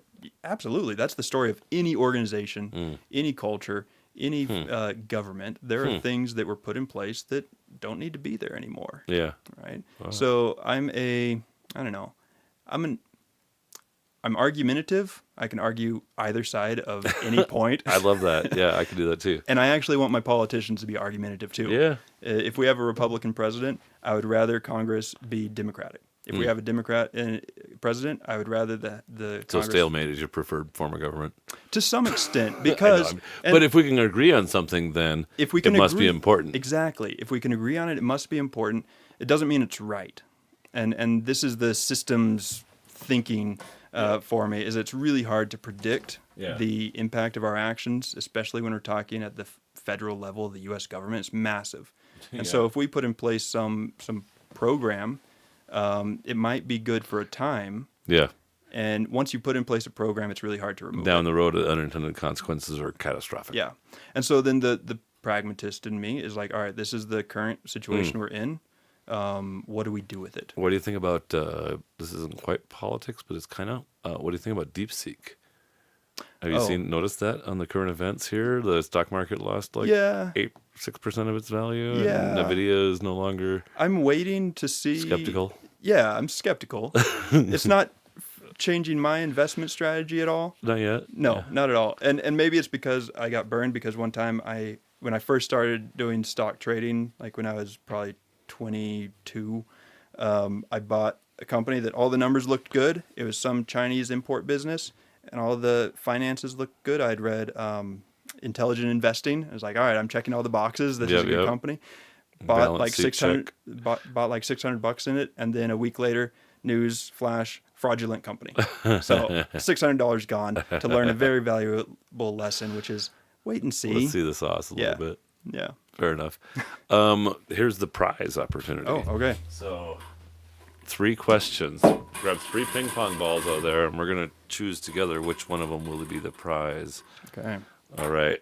So, yeah, we should have a better system with like a ball holder. Ava, put ball holder on the list of things to buy. We've got 13, 30, Lucky 13. and 29. That's interesting. So how does this work? Do I pick one of the 3? No, we're going to ask you all 3, and we're three. going to decide together which is the winning answer. But I have to answer all 3. Yes. Got it. Okay, number 6. If you could only eat one color of food for the rest of your life, what would it be? Red. Okay. Like meat and apples, basically, or what are we talking about here? Yeah. So Radishes. some meat, some kimchi. I love kimchi. That is one thing I've I've held made my on first to. batch of kimchi. Really? Actually, it's in my fridge right now. I Did haven't you tried it actually yet. bury it in the ground for 6 months? No, but I put it on top of my cupboard for Nice. 2 weeks and watched the bubbles go. I have found my one kimchi brand, and it's only at Lucky's, and I will go to Lucky's just for that. I can't do it. It's too expensive. Like, so I make an my own exception. This kombucha is- and I make my own It is, kimchi now. It's pricey, but it's worth it. Okay. Yeah. All right. But that's So one thing red. that's- Red. Red yeah. is the answer. That could well Strawberries. be. That could well be. Strawberries are nice. Yeah. Cherries, if they're not too ripe, Yeah. they still qualify as red. Red wine. Yeah. Oh, nice. Yes. Okay. So, 13 is what's a book, movie, or podcast that's had a significant impact on your life? Oh man. Just Hard one. part is just one for you, probably. It is. There's so many books, and it's always the books for me. I like to read and think. I'll pick a kind of a out there, interesting one that was left an impression, and that was "In Cold Blood" by Truman Capote. And I don't know when I read it, but it was the first time that it really got me thinking about ways. It got me thinking about psychology in ways I've never thought about psychology Yeah. before. Right? Because here were 2 guys who committed awful murders, totally unremorseful, and it's just like, yeah, we just did that Yeah. because. And it's like, oh, whoa. The human brain can work in some really strange ways that I don't Right. understand, and so that the way he wrote that and the movie paired with it was really interesting. Well, and like, to dip it back to the faith conversation, like, if there isn't God, then we're just walking meat bags. And if we're just walking meat bags, then why shouldn't I kill you for your bag of popcorn? How do you measure morality? What does that even matter? Why do I care? Right. Yeah. Yeah. But we could probably That's spend kind of another the hour on extreme. that. But Oh, we're yeah. pushing our 2 hours already. But it's always been those books that make me see another side of Right. of human behavior and psychology Yeah, that was yeah. not normal to me. Another one was hyperspace. So now I threw out 2. 2. Hyperspace by it's a Japanese author, and I can't remember. I don't know how to pronounce it. Okay. I want to give the It was synopsis of what. It was about quantum physics, and yeah. it just explored a lot of different ideas about religion and quantum physics and Yeah, yeah. philosophy and theology. It was really Well, cool. and how quantum physics can actually tie toward, like, can we actually influence the will of the universal creator being thing? And can he just do that? And the thing that stuck with me, and this probably isn't, he probably doesn't write about it at all, but it was from a faith perspective. It's like I can barely understand what he's talking about within this realm of science, and I believe in a God that is so much more beyond that. Can I be okay believing in God that I can't fully understand? Yeah. And so it really put the perspective of how much I could know Yeah, yeah. of any topic, Yeah. not just religion, but how much can one person actually know about even how my brain works? Like now we're getting really meta, but No, but that's one thing so over the last few years I've been listening on occasion at least to the Saint Spirindon podcast, which Okay. is now Ancient Faith podcast, I think, or something like. But it's an Eastern Orthodox church podcast out of Loveland. okay, And just coincidentally, like my good friend from years ago, her son is dating the daughter of this pastor of this Eastern Orthodox church. Okay. And one of the things I've learned through literally dozens and dozens of episodes of this podcast is that from the Eastern Orthodox perspective, like we say, like as the Protestant church at least would say, God is infinite.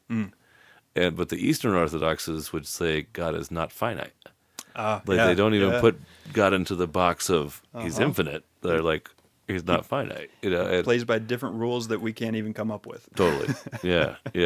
And just a different perspective on different things like that. I love learning from other world religions as well, not just Christian agreed. theology. Same. But, Yeah, no, that was part of my own journey. Was like, what's this Buddhism thing about? What do they think? Right. Third question: what's been the most surprising thing about running your own business? The psychology of buying. When people buy and why. Yeah. And that's probably been the most uncomfortable thing for me, is getting comfortable with the lack of control in the sales process. Yeah. And it has to be the right time. And that's been the most surprising. You definitely can't make somebody say yes. Like, No. you can get more opportunities, but you definitely can't. Yeah. Even you can't predict it as much as you think. Even And sometimes. also with running a coaching business, working with large corporations, and a coffee business selling to my neighbors. Right. It is just as difficult to sell a $30 bag of coffee as it is a $30,000 consulting engagement. Yeah, that doesn't In fact, surprise me. it can be easier to sell the For sure. $30,000 For sure. engagement. Yeah. Yeah. And That's an interesting. that's Well, I surprising. mean, for sure at Local Think Tank, we've struggled to sell the $250 a month membership for the little guys compared to the $1,200 a month membership for the big guys. Yeah, it doesn't make any sense. Someone knows how to do this really well. Salespeople, I have a much higher appreciation for them than I ever have. Okay, we're gonna make that question the question to win the all right. coffee gift. So the answer is the psychology of buying behavior is the most surprising thing to you about running a business. Absolutely. And finally, the Loco experience. This is the craziest experience of your lifetime that you're willing to share with our listeners. And if you can make your wife blush during this answer, that would be just kidding. It's not that crazy. Not that crazy. Not that kind of crazy anyway. No. Man, I don't know. You probably can tell from this conversation that I'm not the most exciting person, and I don't take the biggest risks. You're adventurous, but without. With reason. Yeah, I'm yeah, prepared yeah. for the adventure. Have you had any near-death experiences in your lifetime? Yes, but plenty. Okay. But I wouldn't actually, they were calculated near-death experiences, right? So this is probably all right. more high school, college time frame where I climbed things that I shouldn't climb, structures and buildings, and out in West Texas, you find things to do. So you Oil derricks, whatever. You go out and climb things. I played with a lot of explosives and fire as a high schooler. Okay. And Because you had access to dynamite and stuff from the. no, you don't need So dynamite. Just hairspray and some oxygen. But Okay. All right. Potato cannons. Yeah. Cannons were a fun hobby. I like I'm it. lucky those didn't explode it. on me. Yeah. Doesn't sound that crazy though. No. Probably your no. craziest experience was quitting your job, like in the circumstance that the first time. You know? It might have, or the road, or maybe going offshore. I don't know. I did some really big road trips. So my wife and I, after college, I told Exxon I wasn't going to start my job until September instead of starting in May. Okay. And we drove to Alaska. We spent 3 fun. months driving and living in a tent and out of our Honda Element for. Oh wow. We spent all the money we had, anticipating that we had a job when we got back. And just to Alaska, like you took a road trip from Texas to we Alaska. started in West Texas, and we drove as far as Coldfoot, Alaska, Okay. which is north of the Arctic Circle. Wow. Yeah, we wanted to go all the way to the Arctic Ocean, but once we got there, we realized the access is all controlled by oil companies, Right. and you have to have like a bus pass to get up there, like a tourist thing, and we didn't have any money, so Right. we drove as far as we wanted and then turned around again. Honda Element is like a Forester or something, like a little It's small one of those SUV boxy kind of things. thing. Yeah. Yeah. That was quite an adventure. It was really fun. Yeah. That was probably, and there were plenty of crazy. And how long had experiences. you guys been married at the time? 2 or 3 years. Okay, so you were pretty well acquainted. But Yeah. like I've run the Wild West Relay a couple times and been in a van with 6 or 7 people for 30 hours, Yeah. and that changes how you feel about each of those people. Yeah. So I imagine jumping in a car and being there for 3 months was probably expanding for your relationship.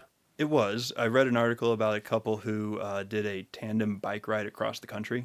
Yeah, And a got quote divorced I after remember, that. No, the quote I remember from that was, "Wherever your marriage is going, it'll get there quicker on a tandem bike."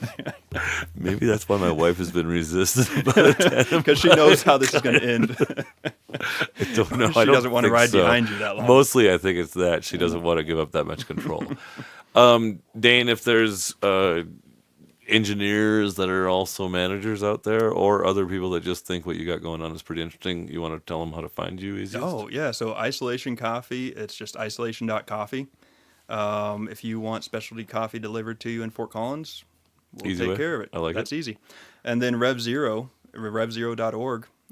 You can find us on LinkedIn. We're posting content all the time, trying to share as much as we can.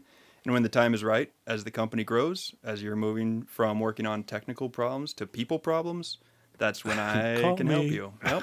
Yep. I like it. And when you're, a lot of people call me when they're anticipating a move out or trying to, thinking that they no longer belong there. Okay. Right? And what often happens, though, is that we figure out how to craft the type of company that they want to be a part of. And so then they, Especially if they're on track to be that next leader potentially. yeah. Interesting. Because the promotion into leadership is not easy. It's not comfortable. You get excited about it, and then you quickly realize what it takes. And Yes. the further up you get in the org chart, the more help you need. I'm a huge proponent. I use coaches.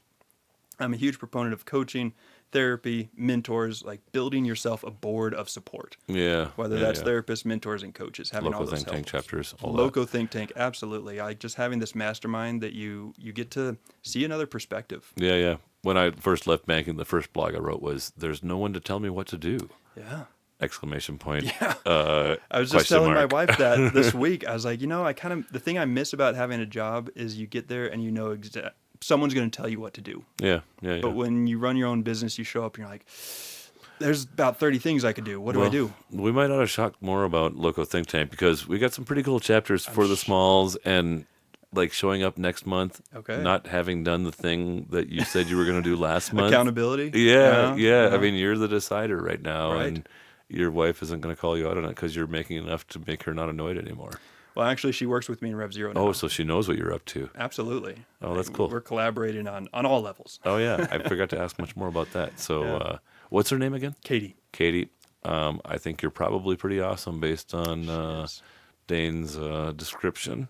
And the fact that she's put up with this for 20 years now. Yeah, Hey, appreciate you being here, Dane. Thanks for having Have me. a great This was evening, fun. You and talk to you next time.